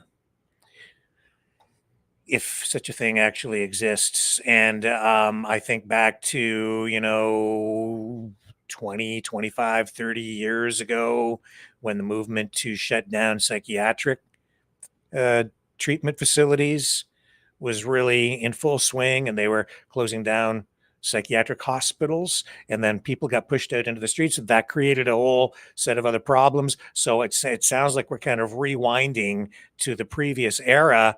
And I had a relative who worked in a psych hospital and in a psych ward at another hospital, and she was a nurse there, and I heard stories about the way the people were treated. I wonder where this will all lead. So there's all that. We're going to have to dig into that, I think, another night. Now, Mike Lindell, the My Pillow guy, yeah, he says he is in financial ruins. I know that there's been talk of this in the past, but this is a story tonight not getting much play, but here it is. He says, I'm in ruins. Says he can't pay thousands in court-ordered sanctions in an election defamation case. The voting systems company Smartmatic says Lindell should be held in civil contempt for failing to pay more than $50,000 over what they're calling his frivolous counterclaim. And so he told a federal judge today he has no money to pay thousands of dollars in sanctions imposed in one of the long-running lawsuits against him over his election fraud claims. So during this court hearing, he and his company laid out their side of the case to his situation today, because he's facing a combined $70 million in debt and an ongoing garnishment by the IRS, Internal Revenue Service, which of course Trump is. Oh, he's not. I saw a post the other day said Trump isn't abolishing the IRS, Internal Revenue Service. He's upgrading it. Well, yeah, with tariffs. He's upgrading it to the External Revenue Service. Yeah. But the tariff thing ain't working out so smoothly, because let me find this clip here. I had it, but I lost the tab. I'll get it back up here quickly for you. Because Gavin Newsom and the state of California they're suing over Trump tariffs. Let me see if I can get you. Here we go. I've got her. All right. So, yes, he announced this today. He says that no other state will be more impacted than the state of California, because it is the world's 5th largest economy. California alone accounts for 14% of the total USA GDP. And he says Trump is out of line, that he really does not have the authority to do what he's doing with tariffs. So he's going to court. It's lawfare time. No other state will be more impacted by the impacts of this, as Christine said, uncertainty that is best described as toxic uncertainty because of these tariffs. Let me underscore that with more consideration and context to where we are. We are also the largest hunting, fishing, agriculture, and forestry state in this nation, 150% larger than the next state, Texas. When folks talk to us about the impacts, regional impacts of rural economies, you're talking about California. You're not just talking about the Midwest and places like Texas. You're talking about our state, the state of California. Almonds you see around us, export dependent. Pistachios, export dependent. Dairy, export dependent. In fact, 43% of almonds and pistachios and dairy are export dependent in the state of California. Few industries will be hammered more than the toxic uncertainty of these Trump tariffs. So keep your eye on that one. That's going to be a battle of the heavyweights in court.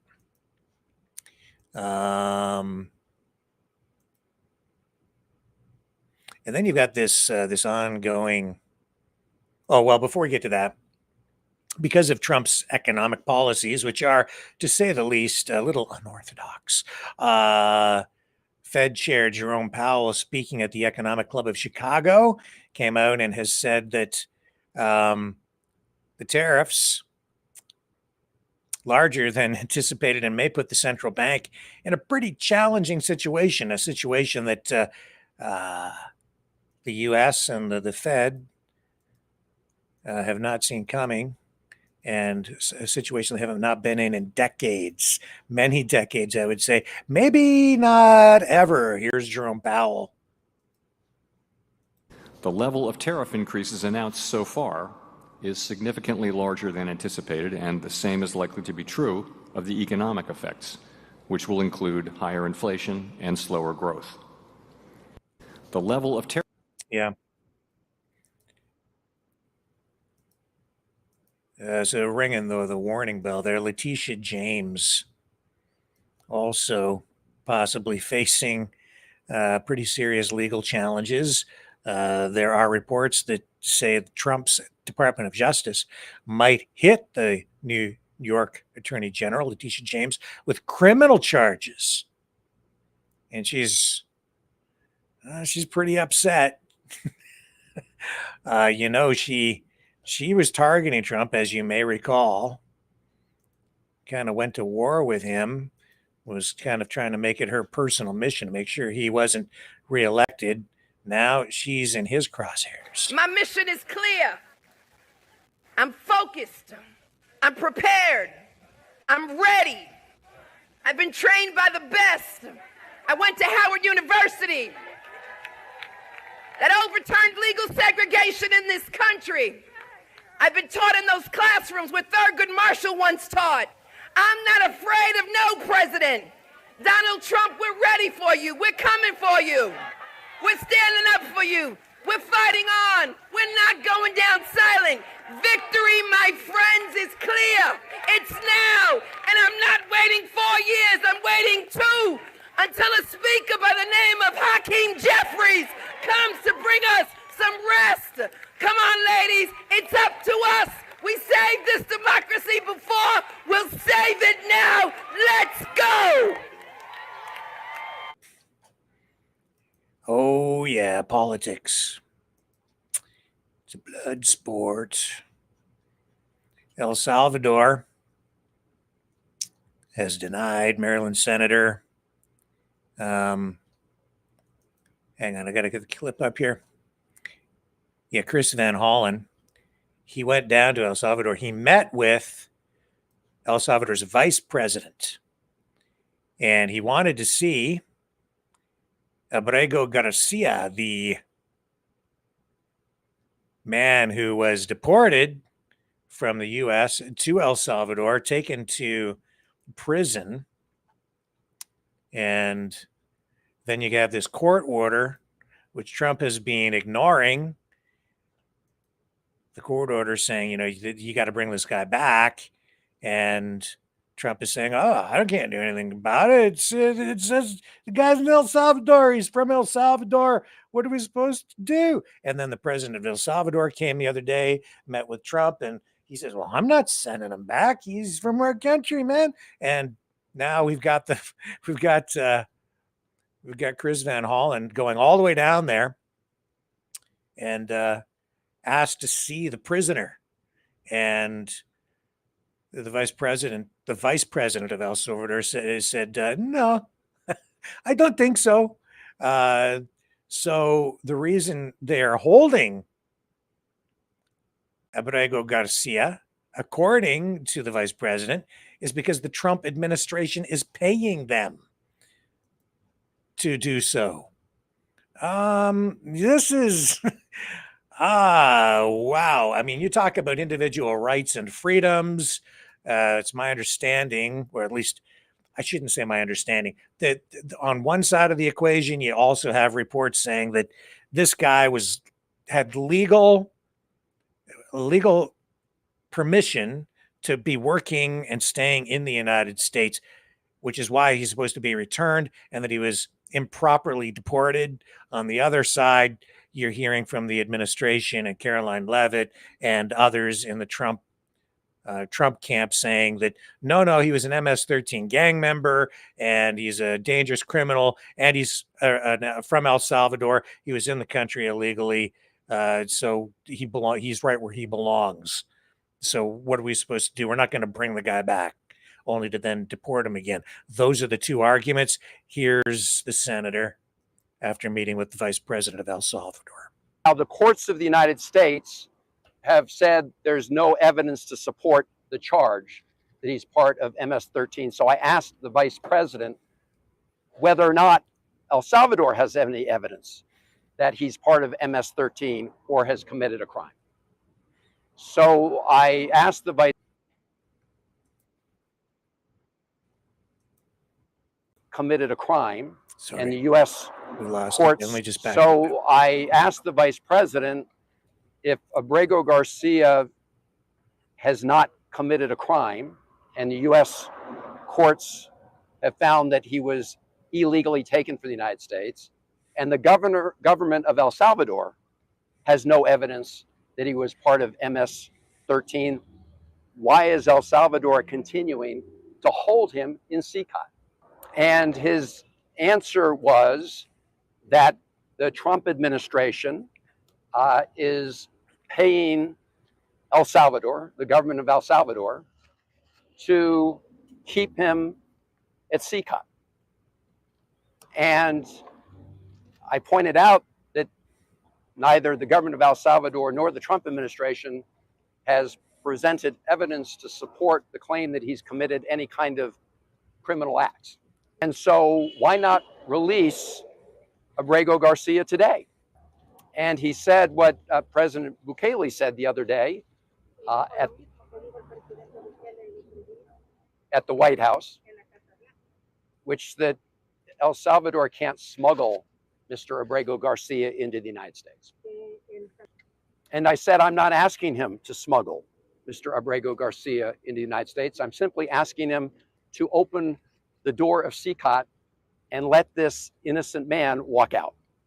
And I pointed out that the Attorney General of the United States, Pam Bondi, has said that the United States would send a plane to El Salvador to pick him up. And why did she do that? Because the Supreme Court of the United States, in a ruling of 9-0, has said that the Trump administration has to facilitate his return to the United States.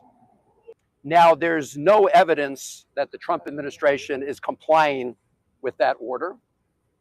There's no evidence that they're complying with that order. In fact, the United States Embassy here has told me they've received no direction from the Trump administration to help facilitate his release. So the Trump administration is clearly in violation of American court orders. But that still leaves the question, why is the government of El Salvador continuing to imprison a man where they have no evidence he's committed any crime and they've not been provided any evidence from the United States that he's committed a crime? Why do I get a bad feeling about this? Why, this just brings back memories of Iraq, Afghanistan, prisoners, interrogations, and what was that again? Oh yeah, waterboarding. Just saying, if the Trump administration is getting this wrong, America will pay for whatever sins are committed for generations to come. Mark my words.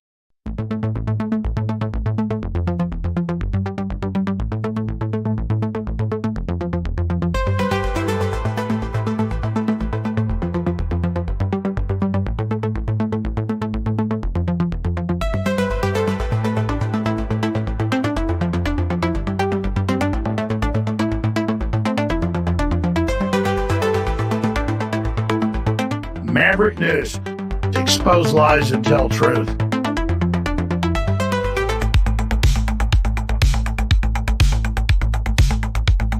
The world is watching.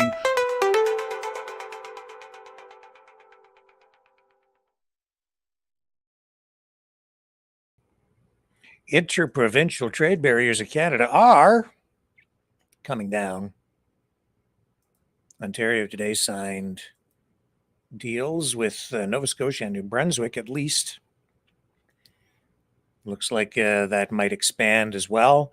Premier Doug Ford held a news conference to deal with that. And while he was doing that, Elizabeth May of the Green Party, we're kind of backtracking to the debate again, just briefly, but she was turfed at the last minute from the debate. That's why the Green Party was not included on on the stage tonight, and it took her by surprise. This was her reaction earlier today. And to them, in the language of this territory, Senchothan, Haishkasiam. I had what many would describe as a rude awakening this morning in discovering at 4:30 in the morning, a phone call from people in other time zones within the Green Party team, that something quite unbelievable had happened. That the Debates Commission had reversed themselves after painstakingly reviewing the various ways in which the Green Party of Canada met all of the criteria that they had put before us to participate in the leaders' debates. I stand before you with many more scars than any other political leader in Canada, having been variously rejected from debates, working my way back into the debates, having rules change arbitrarily during the process of deciding who could be in debates, going back to the first debate in which I participated so long ago that I was debating Stephen Harper and Gilles Duceppe and Stéphane Dion, Jack Layton, on a stage in 2008, where I'd been told by, at that point, the debates were run by something called the Consortium, a group of media networks that decided who would be in and who would be out. And the rule was always, for many, many years, going back to the 1960s, that if you had a member of parliament at the point of dissolution, Richard, I think we're hearing you here. 90% candidates, 3% polling. Richard? I'm sorry.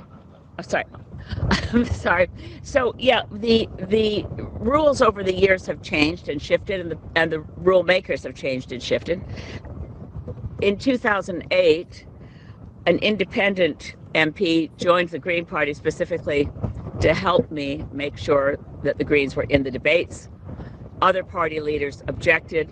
I could go through all of my experience with debates, and it would take too long. The consistency in it is its inconsistency.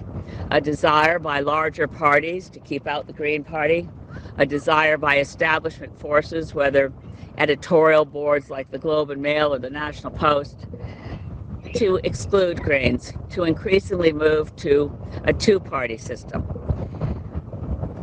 It's been an extraordinary experience and one that I wouldn't care to repeat, and I really thought that with the creation of the Debates Commission, that period of inconsistency, shifting rules, and last-minute decisions to exclude the Green Party would be over.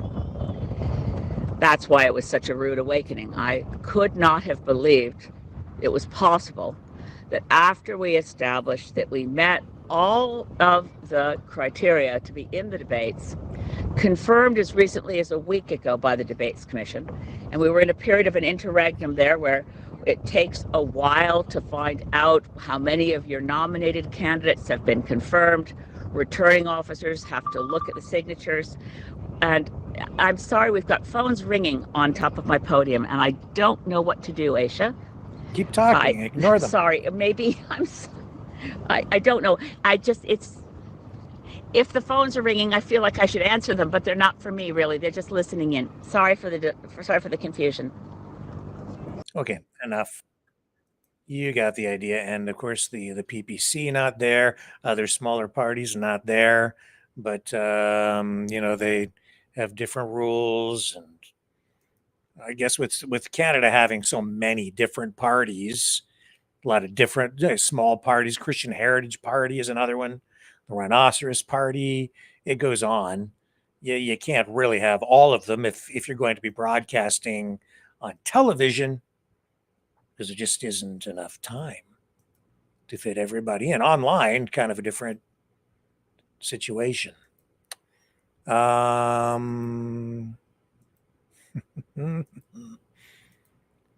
me just see if I've got everything else covered here, because we're going to go to the phones in just a moment. So get your dialing fingers ready, because we're going to let you weigh in on tonight's conversation. I'm going to share this with you because I think it's telling, it is relevant, and it takes us back to the whole tariff issue, trade war, and China, which is ramped up its social media campaign.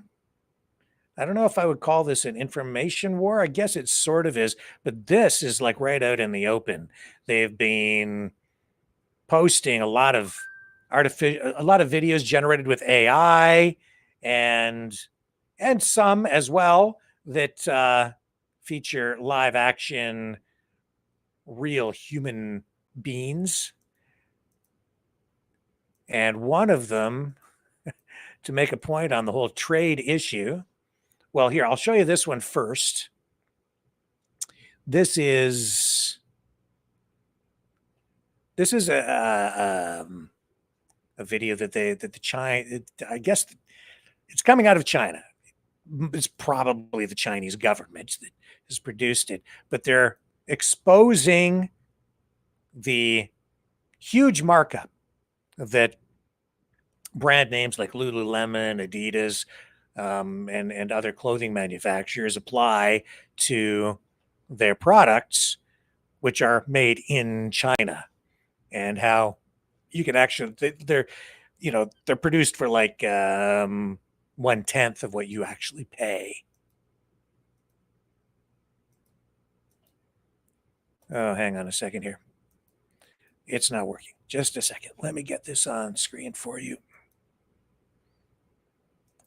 Let me see if I can get it for you. Oh, boy. I lost the clip. I had it. It's not going to play. Well, I had it. Let me take a little break, okay? And then we're going to just deal with these two things. Then we're going to the phones. So, because I want to share it with you. Here we go. The sharing of biased and false news has become all too common on social media. More alarmingly, some media outlets publishing the same simply aren't true without checking facts first. Unfortunately, some members of the media use their platforms to push their own personal bias and agenda to control exactly what people think, and this is extremely dangerous to our democracy. In an ocean of lies a century deep, the truth awaits. Choose not the red pill. Choose not the blue pill. For both are an illusion. Discover the power of M. The power of individuality. We are Mavericks. We are the way to the light. Fear not the storm. Join our quest for truth. Truth will set you free. Maverick News. The world is watching. All right, that video has been taken down. Strange. Strange.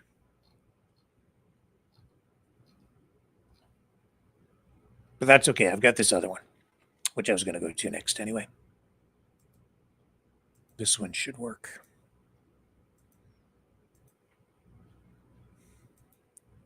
Where did it go? Oh, man. I'm going to find it for you. There it is. This is, okay, so I told you what the other video was about anyway. That's the important thing.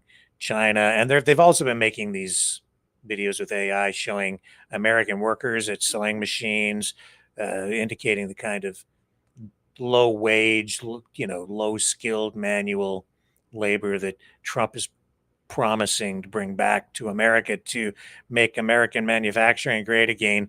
But the Chinese have also been mocking Press Secretary Karoline Leavitt because they spotted her $30 discount dress.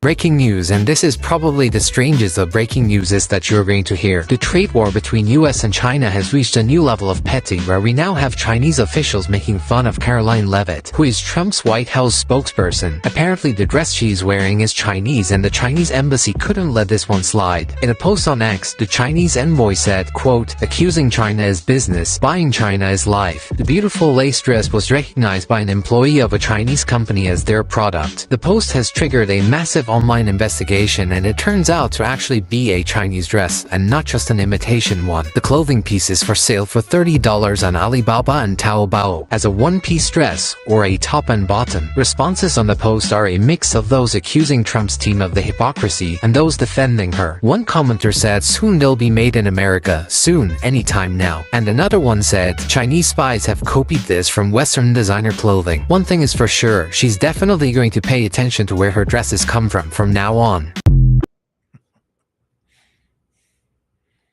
Kind of got a point. There was also a video that I saw 2 days ago just highlighting again something we all really know, which is that all that Trump merchandise, the flags, the mugs, the cufflinks, the you name it, the hats, it all comes from China. It's all produced in China. All the make America great again stuff, even American flags, Canadian flags for that matter too. It's all made in China and then shipped right over here to China. I'll be right back. You know, someone very profoundly once said many years ago that if fascism ever comes to America, it'll come in the name of liberalism.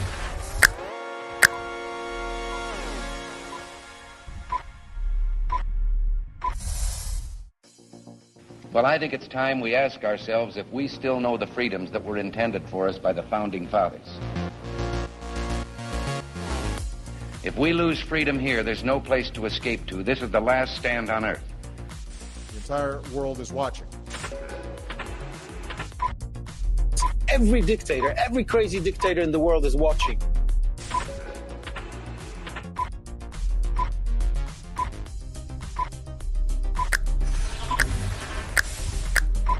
The world is watching.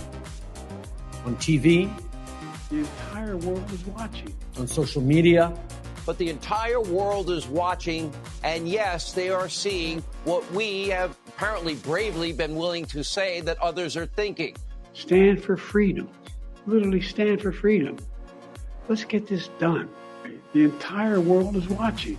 We're at war with the most dangerous enemy that has ever faced mankind in his long climb from the swamp to the stars. Maverick News. Maverick News. Maverick News. Let me have more control of my own destiny. The world is watching.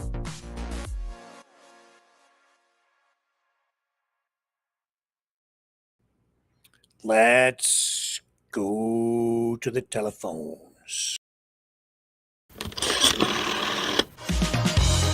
Okay, Mavericks, it's call-in time. Join the conversation. Call 1-647-734-4220. Then enter the PIN number 860-075-764, followed by the pound sign.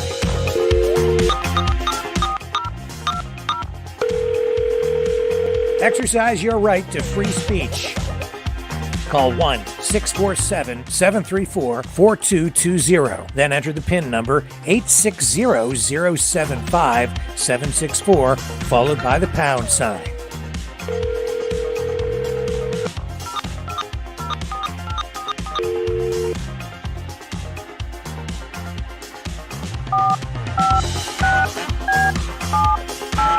Call 1-647-734-4220. Then enter the PIN number 860-075-764, followed by the pound sign. Maverick News. Call now. The world is watching and listening to you. So before we get into that, just a reminder, you can support the program by donating at rw581@aol.com by e-transfer. If you do that, please make sure that you complete the security question and apply the answer Maverick, all lowercase. Otherwise, we can't complete the transaction because the bank requires that security step to be taken. So when Interact prompts you, if you could do that, that would certainly simplify things. Or you can donate through freedomreporters.com. That URL takes you directly to the PayPal donation portal. And we sure do appreciate the support that you guys give because it's all about you. And we're here to give you guys a voice. Our mission is to try to get everybody closer to the truth, which is why I'm so adamant about not amplifying and sharing dishonesty. I'll put it politely that way, because there's no freedom in a lie. That being said, you can join the conversation tonight by calling in direct at 1-647-734-4220, 1-647-734-4220, and punch that PIN number, which you see scrolling on the bottom of the screen right there, which I will leave up, 860-075-764, followed by the pound sign when prompted, and then you can weigh in on the conversation. And I will put you right into the broadcast.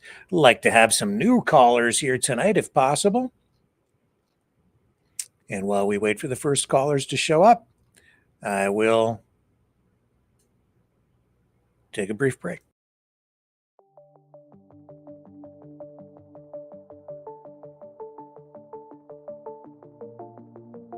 Greetings, brave Mavericks.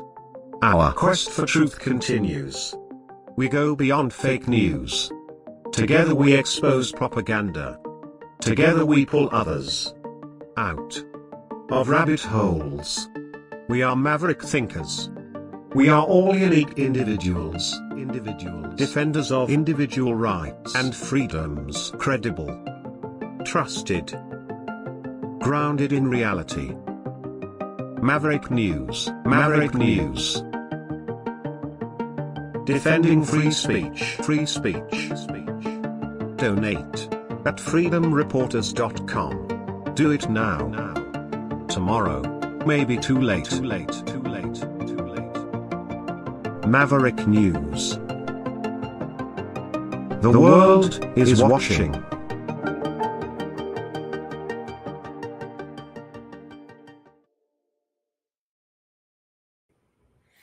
Very interesting debate tonight. I'd say very Canadian. And sometimes they were sitting there saying, I agree with him or I agree with him. And then at other times it did get a little bit heated. And I think that, in my view anyway, and you can share your views if you call in tonight, I think that the guy that got attacked the most was Carney.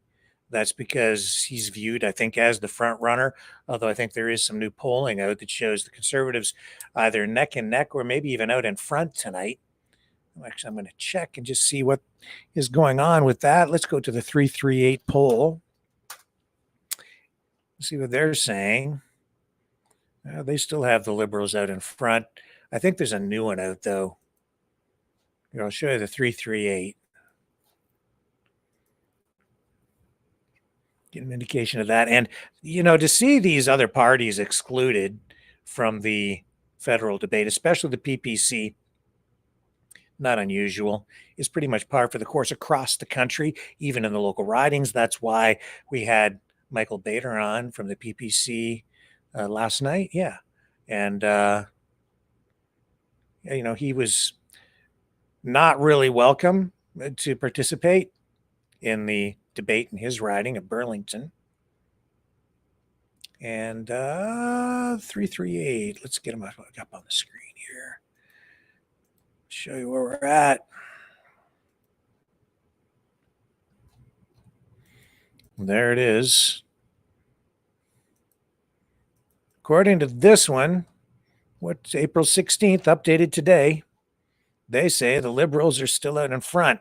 If the election were to be held today, Liberals would secure 193 seats. Conservatives, 121. The Bloc Québécois, 20.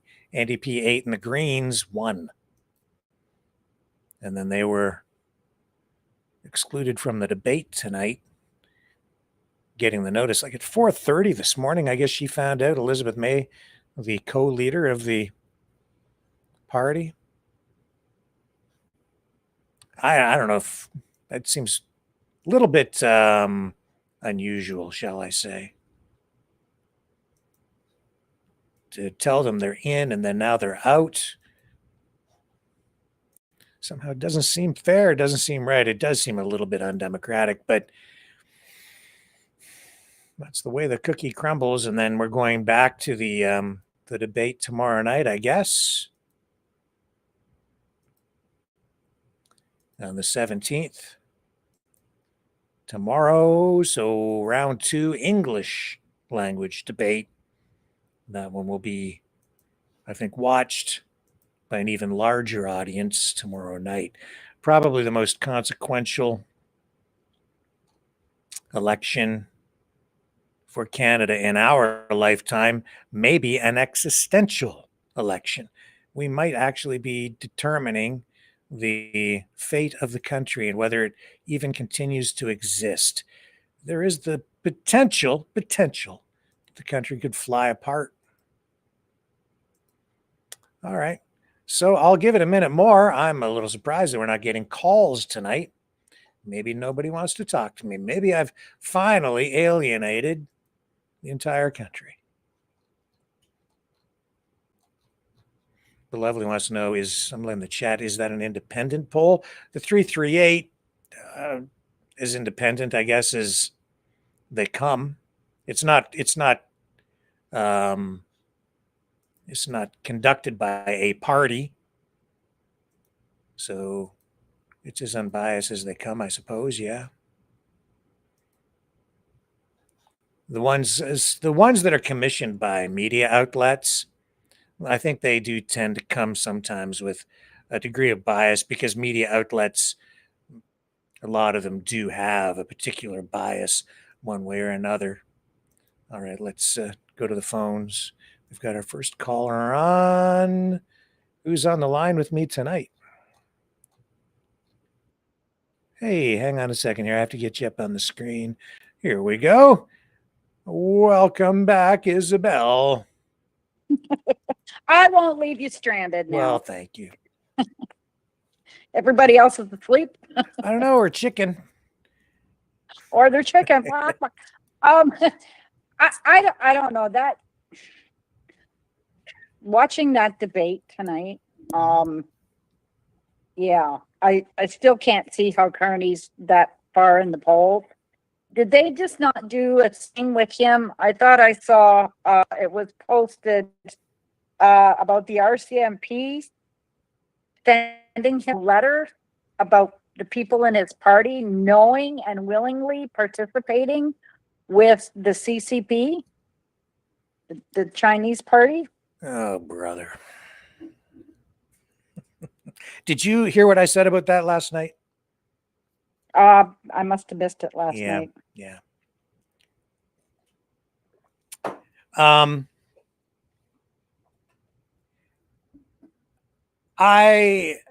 How can I put this? I am very careful about anything dealing with legal issues. To a retired RCMP officer, McNamara, and another one who's still active, I believe, Merrifield, wrote an open letter, posted it online, or they released it to a media outlet. Merrifield, I know, had a number of litigious encounters, shall we say, with the RCMP. Union guy, a bunch of conflicts with the RCMP, reprimands because of his conduct, also ties to the Conservative Party. He sought a candidate's position to run in an election, I believe in 2019, if I'm not mistaken. He, as a result of that, because he didn't declare that or make the RCMP, which is his employer, aware that he was engaging in this political activity, they began to look actually investigate him. And then he was called as a witness to, with both of them were witnesses in an investigation into another officer who was involved with the investigation into, what was the guy's name? Mashter, who was then into this Ken Sun, I think his name was, Vancouver Chinese developer who complained to the RCMP about improper surveillance or something like that. Anyway, these two guys were witnesses. Then they complained because they alleged that the RCMP had placed surveillance software on their phones, possibly improperly. In Merrifield in particular, there was something about he alleged harassment from the RCMP because they were investigating him. There was a court case. At first he won, but then upon appeal, it was all overturned because the judge who awarded him a compensation of $100,000 and some actually created this piece of, I don't know, creative ruling or something where anyway, the thing was thrown out. The award that he was given was then rejected. So he didn't get them. They ruled against him. And it's because he didn't actually declare that he was being politically active. And so his superiors, if you're a police officer, you're supposed to be politically neutral. And he wasn't. Right. And so he was getting involved in politics with the Conservative Party. This is all conflict of interest. And that's all sort of related to what they wrote in these letters. And so when I saw the letters and they were sent to me, I read these things and I'm like, these are just all broad sweeping statements about, I think is it 9 liberal, basically cabinet members, all the senior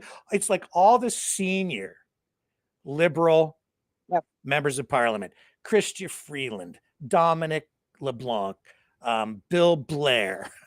It's like all people, so they can put their phones up on the screen, right? And then get all the conservative media influencers, right, to roll with this information, which is I would say it's a very unusual way to deal with a legal complaint. This not the normal channel in which to do it. And so these two officers write this open letter to Mark Carney just in time for the federal election, and out it comes, and he names these 9 senior cabinet members. Why would you do that? I don't know. Could it have something to do with the whole name the names campaign that's out there? Because everybody wants to know who the traitors are in the federal government. Well, that was the first thing that crossed my mind. Exactly. So I'm like, oh, here we go. Right? Conflation, this erroneous connecting of the dots for the public, because they've got this complicated letter that really makes all these broad sweeping accusations against these liberal members of parliament in the middle of an election.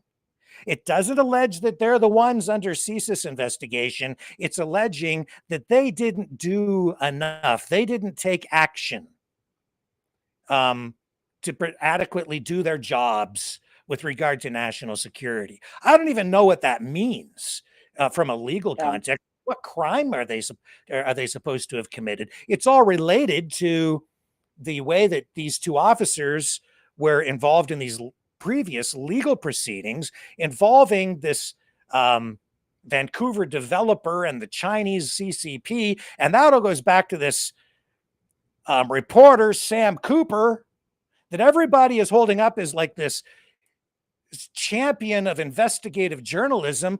But if you go and find out about the background of it, the story that he wrote specific to a lot of these allegations, he actually had to retract because what he was writing, he couldn't support, because he actually took a still shot from a Chinese feature film, and posted it. Posted it as though it was surveillance footage showing this guy that was suspected of engaged in some sort of nefarious activity with the CCP, and he was in the movie, but it's not surveillance footage at all that this guy used in his story. So then he got caught, and then he turns around and there's a public statement where he does actually retract it, but then he makes an excuse and says that he was a victim of CCP Chinese an information attack where they duped him. Right. Well, I say if you're engaging in that level of investigative reporting and it's that serious, then you better get your facts straight, and you don't want to get duped. You shouldn't ever get duped, because you need to make sure that you are 100% sure of your facts before you start publishing things that defame potentially people or could end up in litigation in court. And that's exactly where he ended up, because he used to work at Global Television. Global got sued. They're facing it's either a 10 or a $15 million defamation lawsuit as a result of, I think, the work that he was doing. Then he got dismissed, although Global can't come out and say, well, we fired him because of his shoddy work. They can't say that, because that would then be an admission of guilt publicly in this ongoing litigation regarding this defamation suit. So it's still out in the courts, and it's an ongoing case. Meanwhile, he's now dismissed. He's out there. He's written a book. He's still talking about all this stuff. And now there's a second defamation case that's come up against him. And people are like, well, he's the best reporter in the country. Well, as I'm looking at the work, I'm like, dude, I wouldn't touch any of that stuff. And people keep bringing it here now, and they want to talk about it on this program, and they're throwing it out in the chat. And I'm like, I'm sorry, but until I see actual facts with actual evidence that you can back up 100%, I'm not going to name anybody's damn name here or accuse anybody of being a traitor. Certainly not these sitting members of parliament who are clearly being this letter writing campaign is clearly not directly tied to the CSIS revelations or declaration, which, still is really unclear as to exactly what is going on with all of that. So again, until I have facts and I know what the hell is really going on with that, I'm not going to dig into, naming anybody's names, but Sam Cooper has. Well, I'm not doing that. Because you can destroy somebody's life. Because the other thing, Isabel, is that people keep saying, well, this guy's named, or that guy's connected to this thing. And it's because Sam Cooper named them, but the CSIS didn't come out and do it, or the RCMP didn't come out and do it. But if you name somebody and they were an unwitting beneficiary, meaning that the Chinese government was doing something online or was pumping money in some place that they were not aware of, but they may have benefited politically from it because it helped their campaign or something, that doesn't make them a traitor because they didn't know. So then to accuse them of that, that's defamation because they didn't do anything themselves wrong. You see? So it's not that simple. That's why this letter writing campaign, see, the rule of thumb for me as a journalist is if someone makes an accusation against a person, or if they want to take legal action, civilly or in any way, then you wait until they file a statement of claim in court. Once they file the statement of claim, you can report on the statement of claim, which is then before the courts, because that is factual. And you can usually then report, the details of said case. All right, because now you're stating a fact. There is actually a court case that is taking place. And you're on safe ground legally at that point, right? And then you have to say, well, these things have not been proven in a court of law at this point. But you don't, you see, the thing is, if they were really concerned about dealing with this, and apparently there's an interview out there again tonight with these two officers. One's retired, the other one not. And I have to go watch to learn more about it. And if there's something more to this or another layer that would warrant further coverage and in a better way or in a more thorough way, where even naming names might be appropriate, I'll deal with it. But until I get more information, I don't know. Because if you really have a legitimate legal challenge of some kind that you want to take to court, take it to court. If you're just going to write an open letter, start naming people's names, make accusations like this in an open letter that is all aimed at government officials, sitting members of parliament, all from one party, it smacks of political opportunism and a political hit job to me. But what's the real motive? My thing was, why now? The thing that bothered me tonight with Danielle is if they put this into implementation with the way we're kind of blocked from free speech, this is a little scary. I think it's going to go further than just the drug addicts. Like, I had something sent from my cousin overseas, and this pensioner was arrested. He's a senior. He's on heart medication because he's a heart patient. The police went to his home to arrest him for something that he agreed with on Facebook. And I'm like, if that comes here, and they start this kind of totalitarian stuff going on, it makes you very fearful.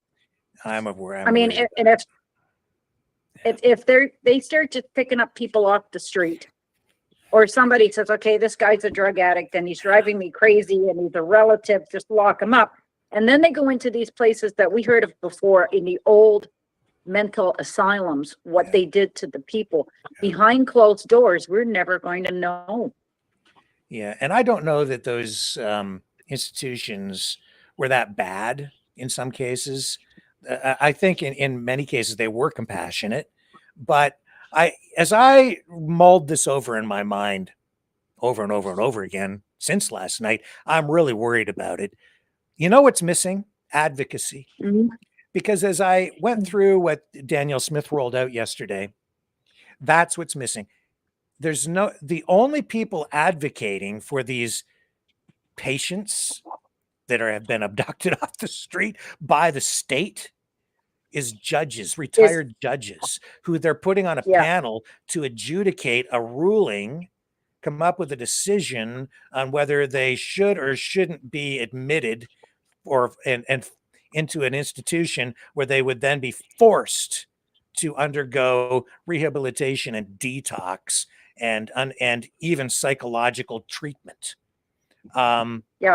So my solution would be you must have a family member or someone advocate for them.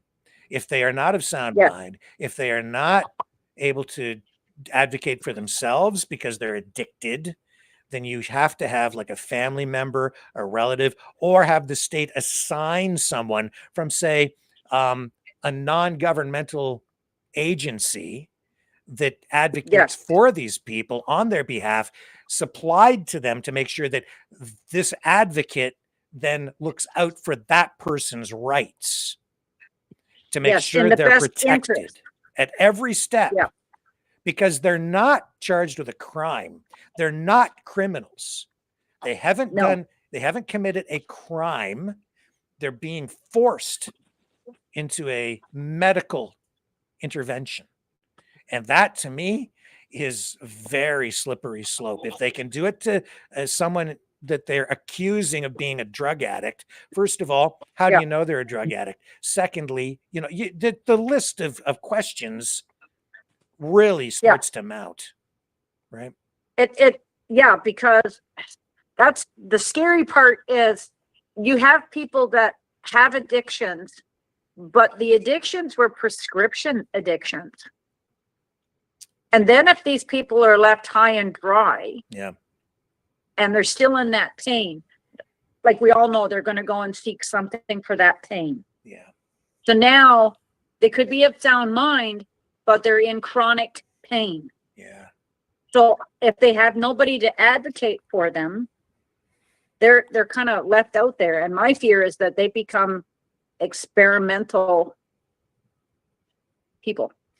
In fact, if you listen, you know what, you've hit the nail on the head there, because again, when you listen to that whole news conference, which I did yesterday, they talk about how this is really unproven, but they're going to try it, and they're going to pivot as they need to and make changes on the fly, because they haven't really done it like this before. Now, there are programs in some other countries where elements of this sort of forced treatment are being practiced. So they have some empirical data to help guide them some, but this is by far the most authoritarian program of its type anywhere in the world. It's you know what, it brings back the mandates to me. That's what it does to me. It brings back the fear of the mandates, because we were not people that were addicted and yet manipulated by fear. These people they're rely on, you know, I mean, what if they got that? Most of these people are on their last hope for this world. So this is their escape. So to me, it looks like they're going to turn them into disposable people. That's my fear. I don't know how this is going to go down. I just, you're taking people's rights away.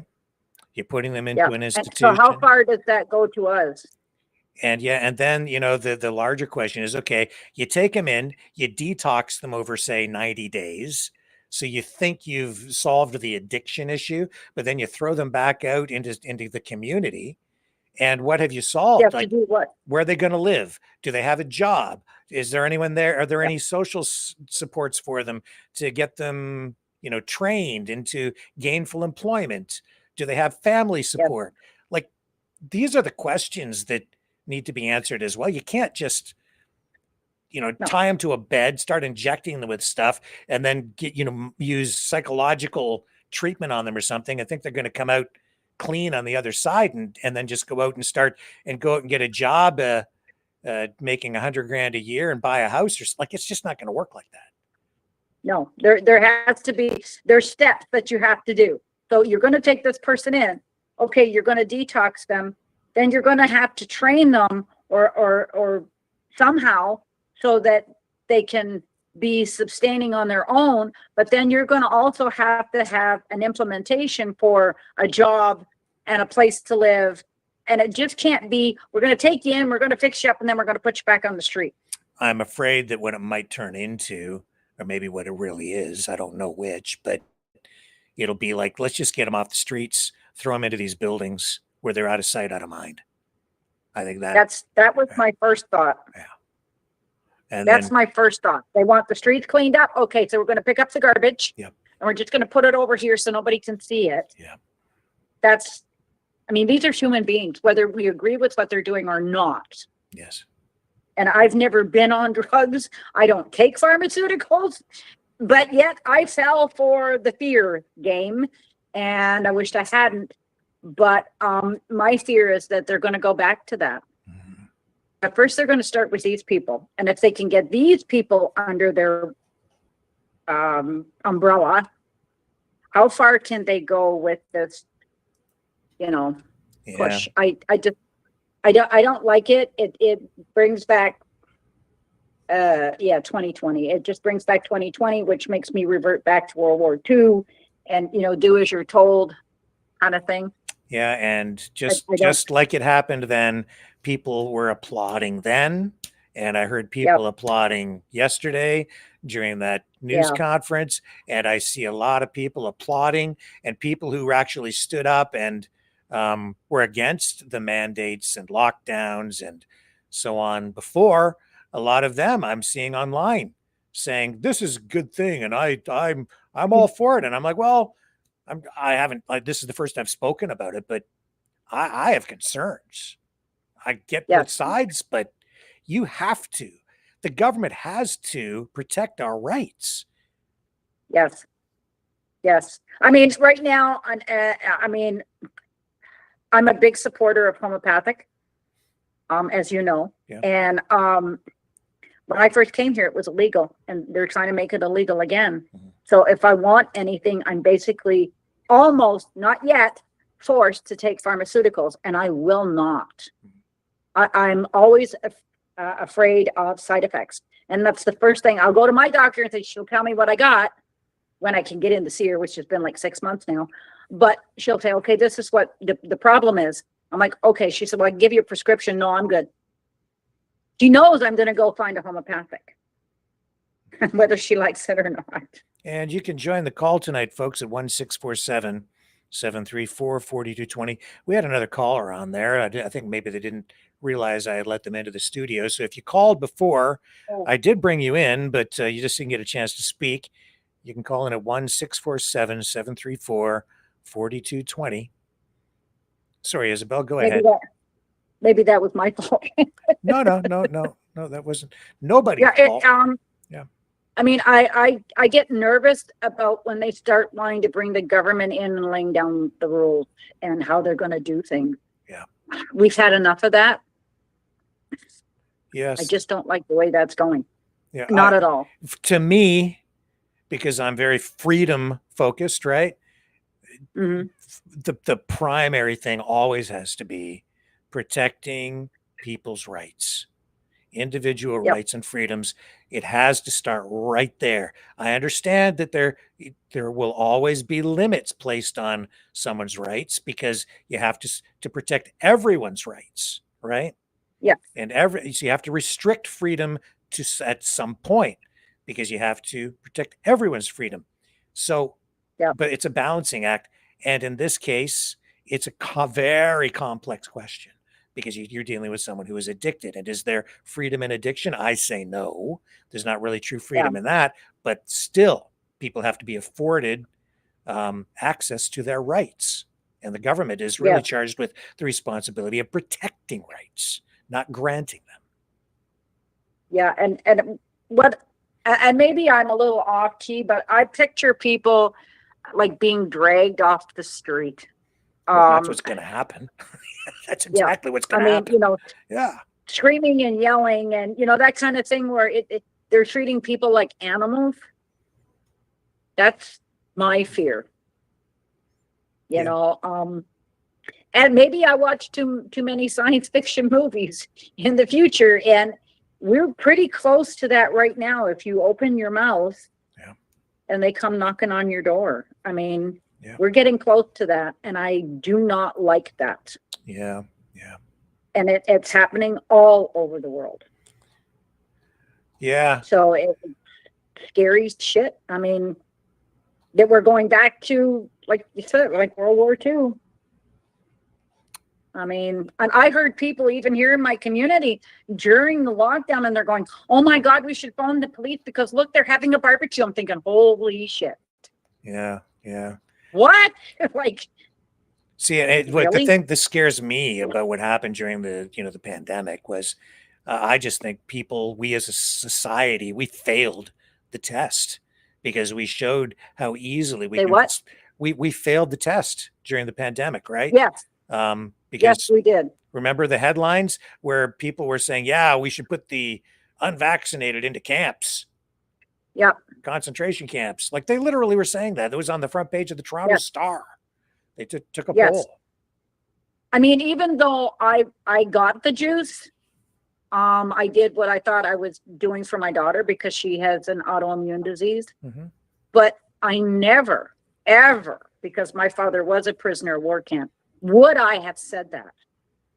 No, and for me, it was only ever about personal choice. So if you decided to, that's your choice. If someone else decides not to, that's their choice. For me, that's what it is. But somehow down the line too, things got twisted because now if you talk to some people in the one camp, it's like they're angry with anybody that got vaccinated. It's like you made a mistake. No, I think it's a choice. You get the information, you decide for yourself, but I'm not going to judge you for it. Yeah, because now we're on the other side of the coin where, well, you were stupid, you got it. Right. No, I made a decision to get it. I did feel I was coerced because I constantly kept thinking of my daughter and what I was going to put her through. Yeah. And it's when my brain should have been going, "Hey, jerk, wake up." Yeah, but I even get people here telling me, "Did you go get your other shot?" And I'm like, "No." "Oh, you should go get." No. A neighbor here is on number 6. 6. Wow. 6. Well, I have. I'm like, yeah. Oh wow. Yeah, I personally did not partake. And see, I got 3, and then I went through the anxiety. Mm-hmm. I went through the anxiety of what did I do?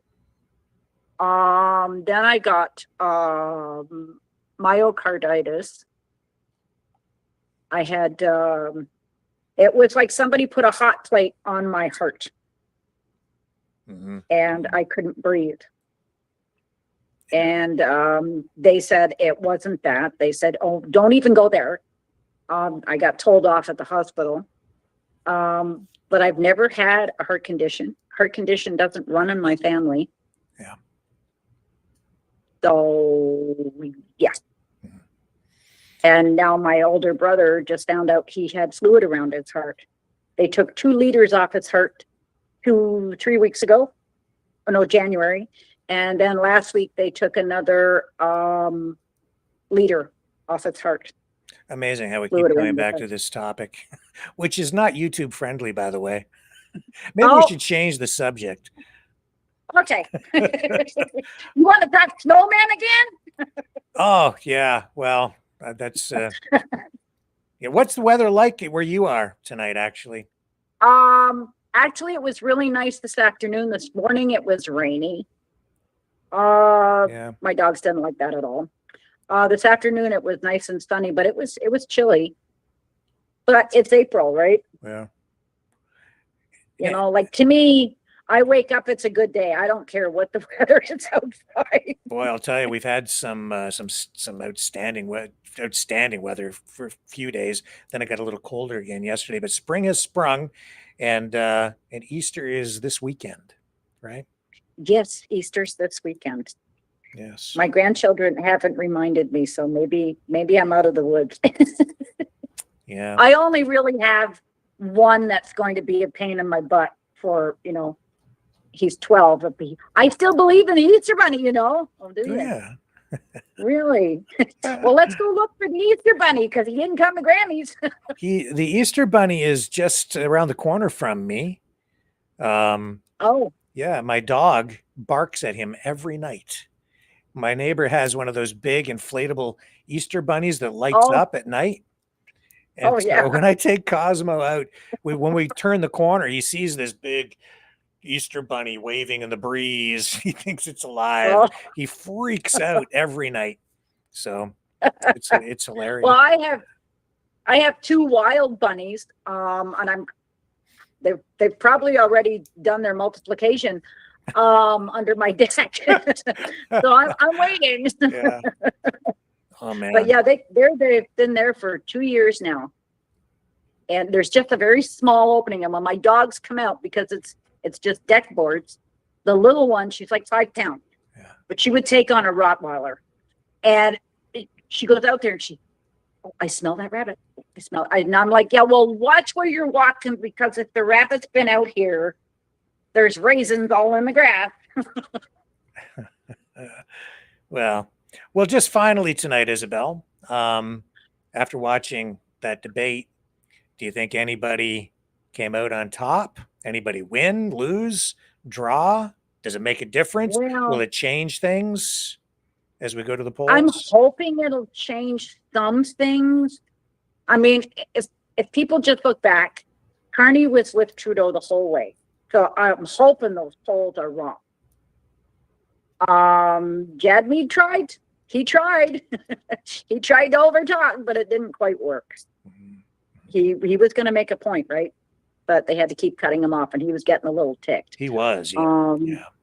So he was showing that he didn't have enough restraint during that, because he was just going to prove a point. As for the Bloc, I don't know. I wish they'd be just a little more compassionate and join the rest of us. I know they don't like us. Yeah. They've been trying for years. I'm hoping Poilievre comes out on top. I really do. There's some things I don't agree with him, but do I want to go through another Liberal government? No. No, I do not. I don't trust them. I mean, there's quite a few reasons not to trust them anymore, right? I and he said he understand. would use the Emergency Act if he had to. Who, Carney? Yeah. Well, that's not really what he meant. What he said is he would use the emergency powers to put pipelines through. That's what I understand. But that doesn't mean that he's like it's not like using the Emergency Act like Trudeau did. He's not going to implement the Emergencies Act to do that. That's not it at all. But and I understand that, but it's the fact that he comes out like, well, I've got the power. Well, no, you don't, because we didn't vote you in. Like that's how I see him. You're coming across as if we voted you in. We didn't vote you in. Your party did. Doesn't mean we agree with the party. That I see that arrogance in him, and I don't like it. I don't understand. Well, I keep hearing that narrative, but again, like that's what we're doing right now. That's why like he was elected by the party to be the leader of the Liberal Party, then became the prime minister because he's the leader of the party, but then can't sit in the House of Commons. So he doesn't have full, the full privilege or the full power of the office, which is why there's this huge incentive for him to then go to the polls as quickly as possible, which he has done, which is proper procedure under our system, so that within, it's like a month and he's gone to the people for a mandate. So that's what we're doing now. He's seeking a seat in the House of Commons, which he has to win in order to sit like any other MP. And then we elect a government and that would then the people decide who the prime minister is. I don't understand. It's not a partisan thing for me. I keep hearing this narrative. You didn't elect him, and it's not. This is an assault or a criticism of the system in a way more than Carney himself, but it's really, it's just not a fair. It isn't a fair criticism in my view, because he's just going through the procedure. Like anybody, he is going through the procedure. I just find he comes across very arrogant, to me anyway. He comes across very arrogant. And just the way he looks sometimes when he's being asked questions, it's almost like, how dare you? I think he's I don't snippy. know.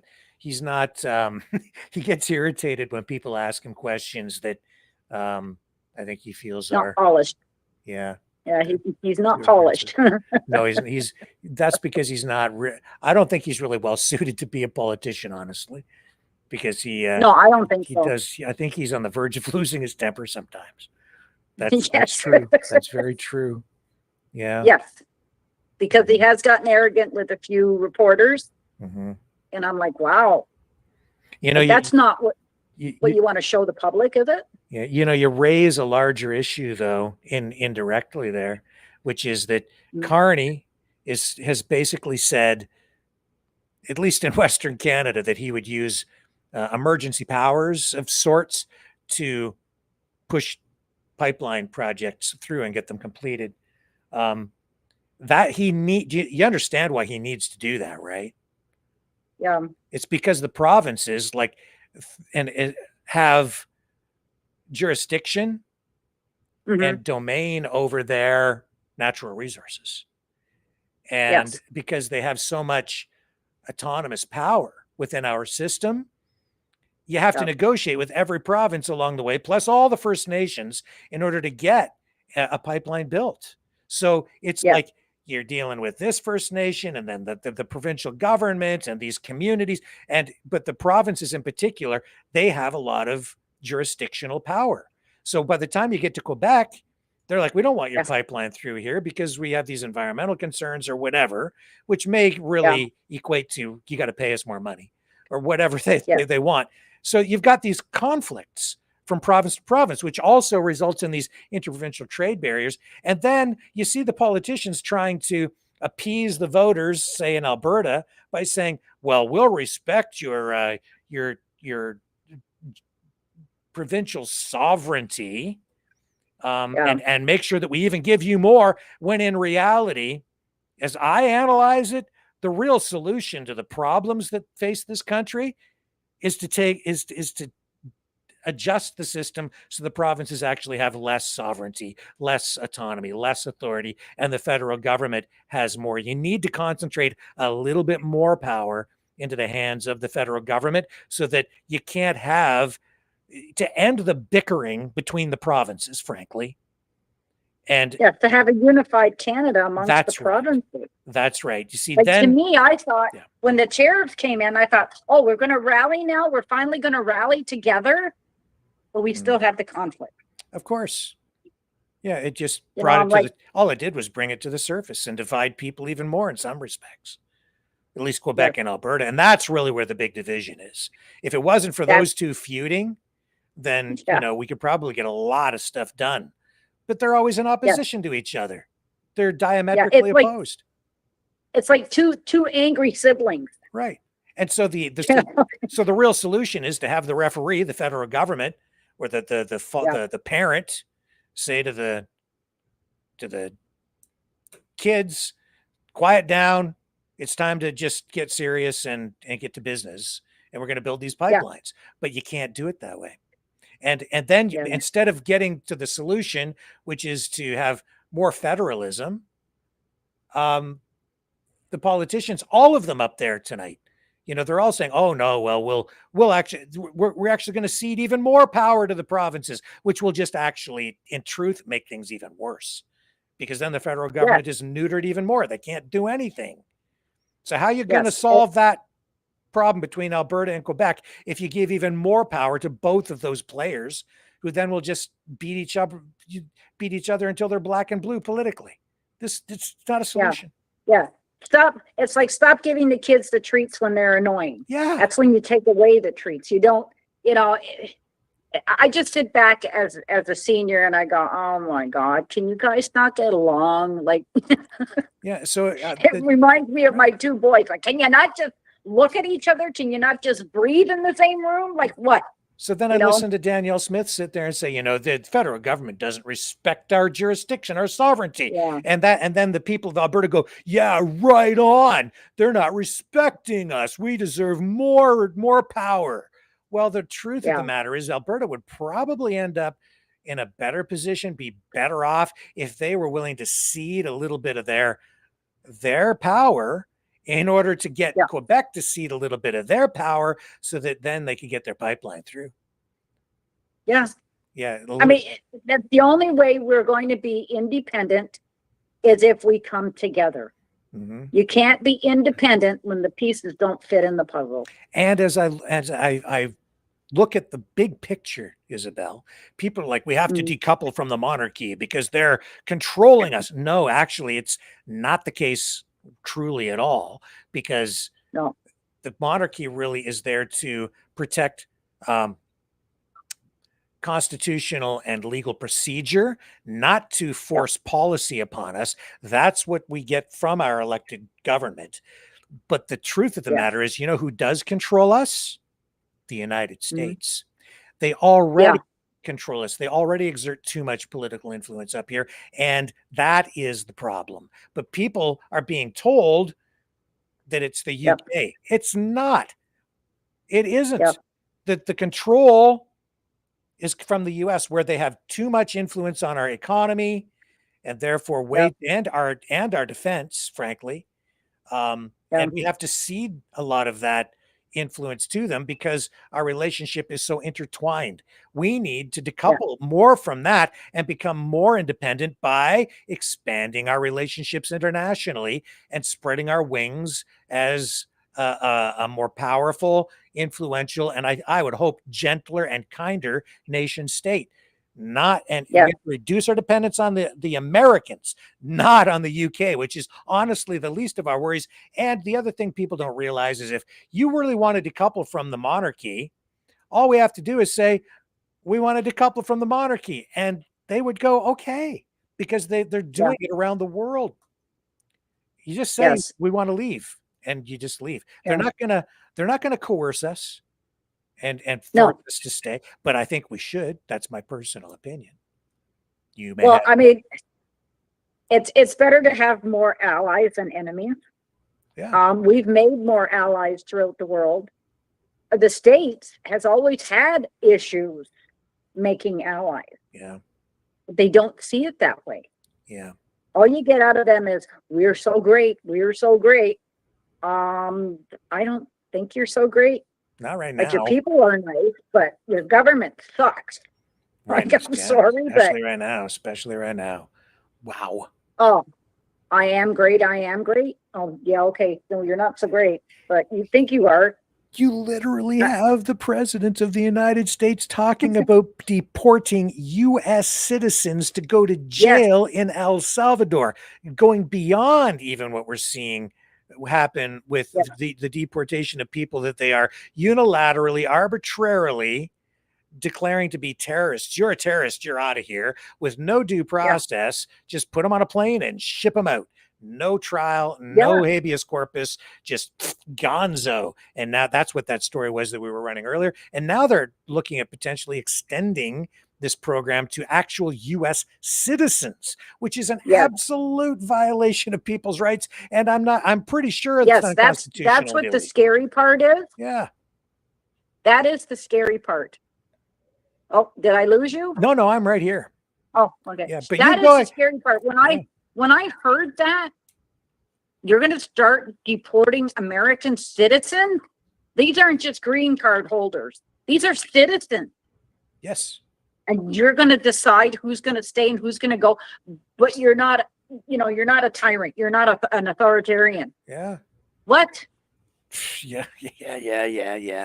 Well, for crying out loud, man, I just like, how does he decide who goes and who stays?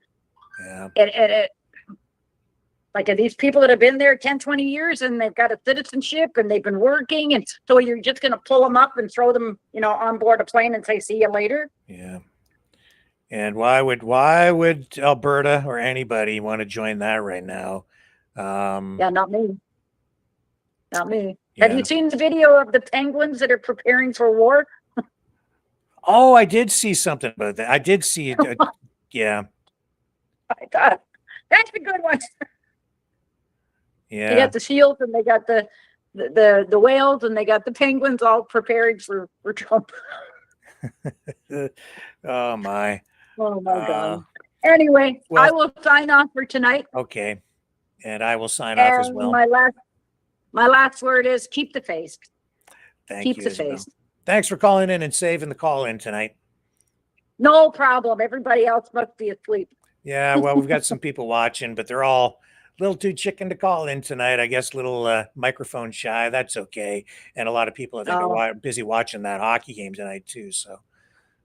Oh, probably. Who's Yeah. playing Montreal? Yeah, and I think it's Yeah. and I don't know who it is. I haven't been following it. Is it the Ottawa Senators? Oh, I don't know my who it son is a big Montreal. No, it's Montreal, fan. and it's the Battle of Ontario and Montreal. I don't know who it is. Anybody in the chat know? Because I haven't been watching. I haven't had time. Yeah, my son is a big Montreal Canadian fan, and his girlfriend is the Toronto Maple Leafs. So there's like a war when they're playing each other. Yeah.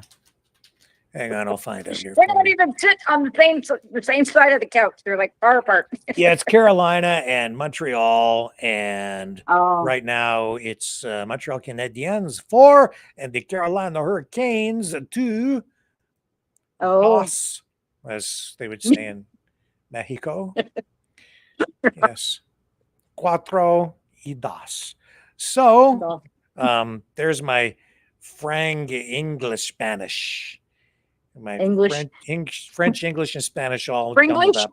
Frenglish. That's your Springlish? Yes, there you go. That's exactly right. Thanks for calling in tonight, Isabel. That's okay. You have a great night. Oh, one night all. Before you go, your little home crafty business there that you're running. Yeah. Somebody called the other night, and they weren't sure how to find you. And Yes, I spoke to Donna. oh, okay, all right. So Yeah, just Donna, since you're here, give yourself a plug because you sent me this lovely mug and a few other things, the bag and the shirt. How can people find you to buy? If your stuff? people look up Bubble Gifts Uh-huh. on Facebook. Bubble Gifts, okay. Yeah. And to make sure they're going to the right place, the right person, the right thing. It'll be under, or they can look me up by Isabel Bazinet on Facebook, but it's ISOBEL. Okay, so go check out Isabel's stuff. And Yeah, my stuff, my stash. there you go. All right, thank you. Thank you again, Rich. Have a great night. Yeah, you too. Night all. See ya. Bye. Bye. Okay, so we're going to pull that down and we're going to take this off the screen. And we're going to wrap it up for tonight. Thank you, everybody, for hanging out here with me tonight and taking in the debate. We'll be back tomorrow night. I believe the debate tomorrow, English language, which we will carry in its entirety. What time? It starts at 7 p.m., our normal broadcast time. They pushed the time back to 6 p.m. tonight for the hockey game, but tomorrow night, 7 p.m. Eastern, and we're going to carry that one live from the beginning. So tune in for that, and I'll come on just a little bit before 7 p.m. so that we make sure we get the entire debate on for you tomorrow.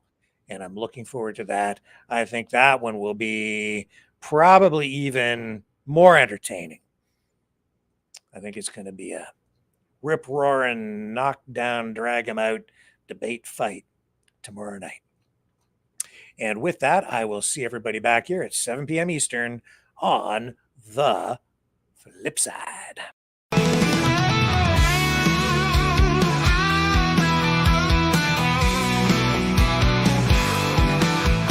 I heard old Cosmo howling last night up on the hill where the moon shines so bright. He was singing a tune, lonesome dogs cry about freedom and running and touching the sky. If I leave here tomorrow, would you still remember me? Cosmo's free running.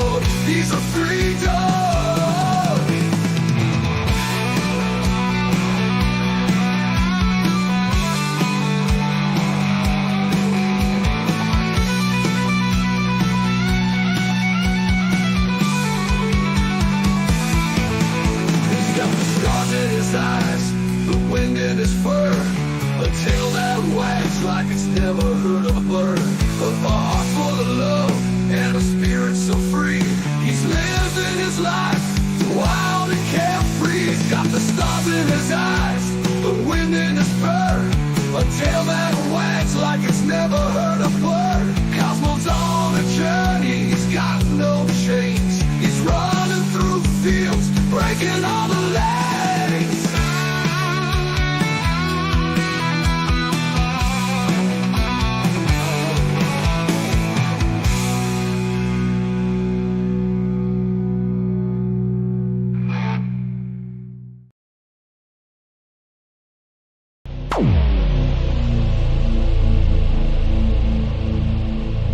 This has been a Maverick Multimedia production.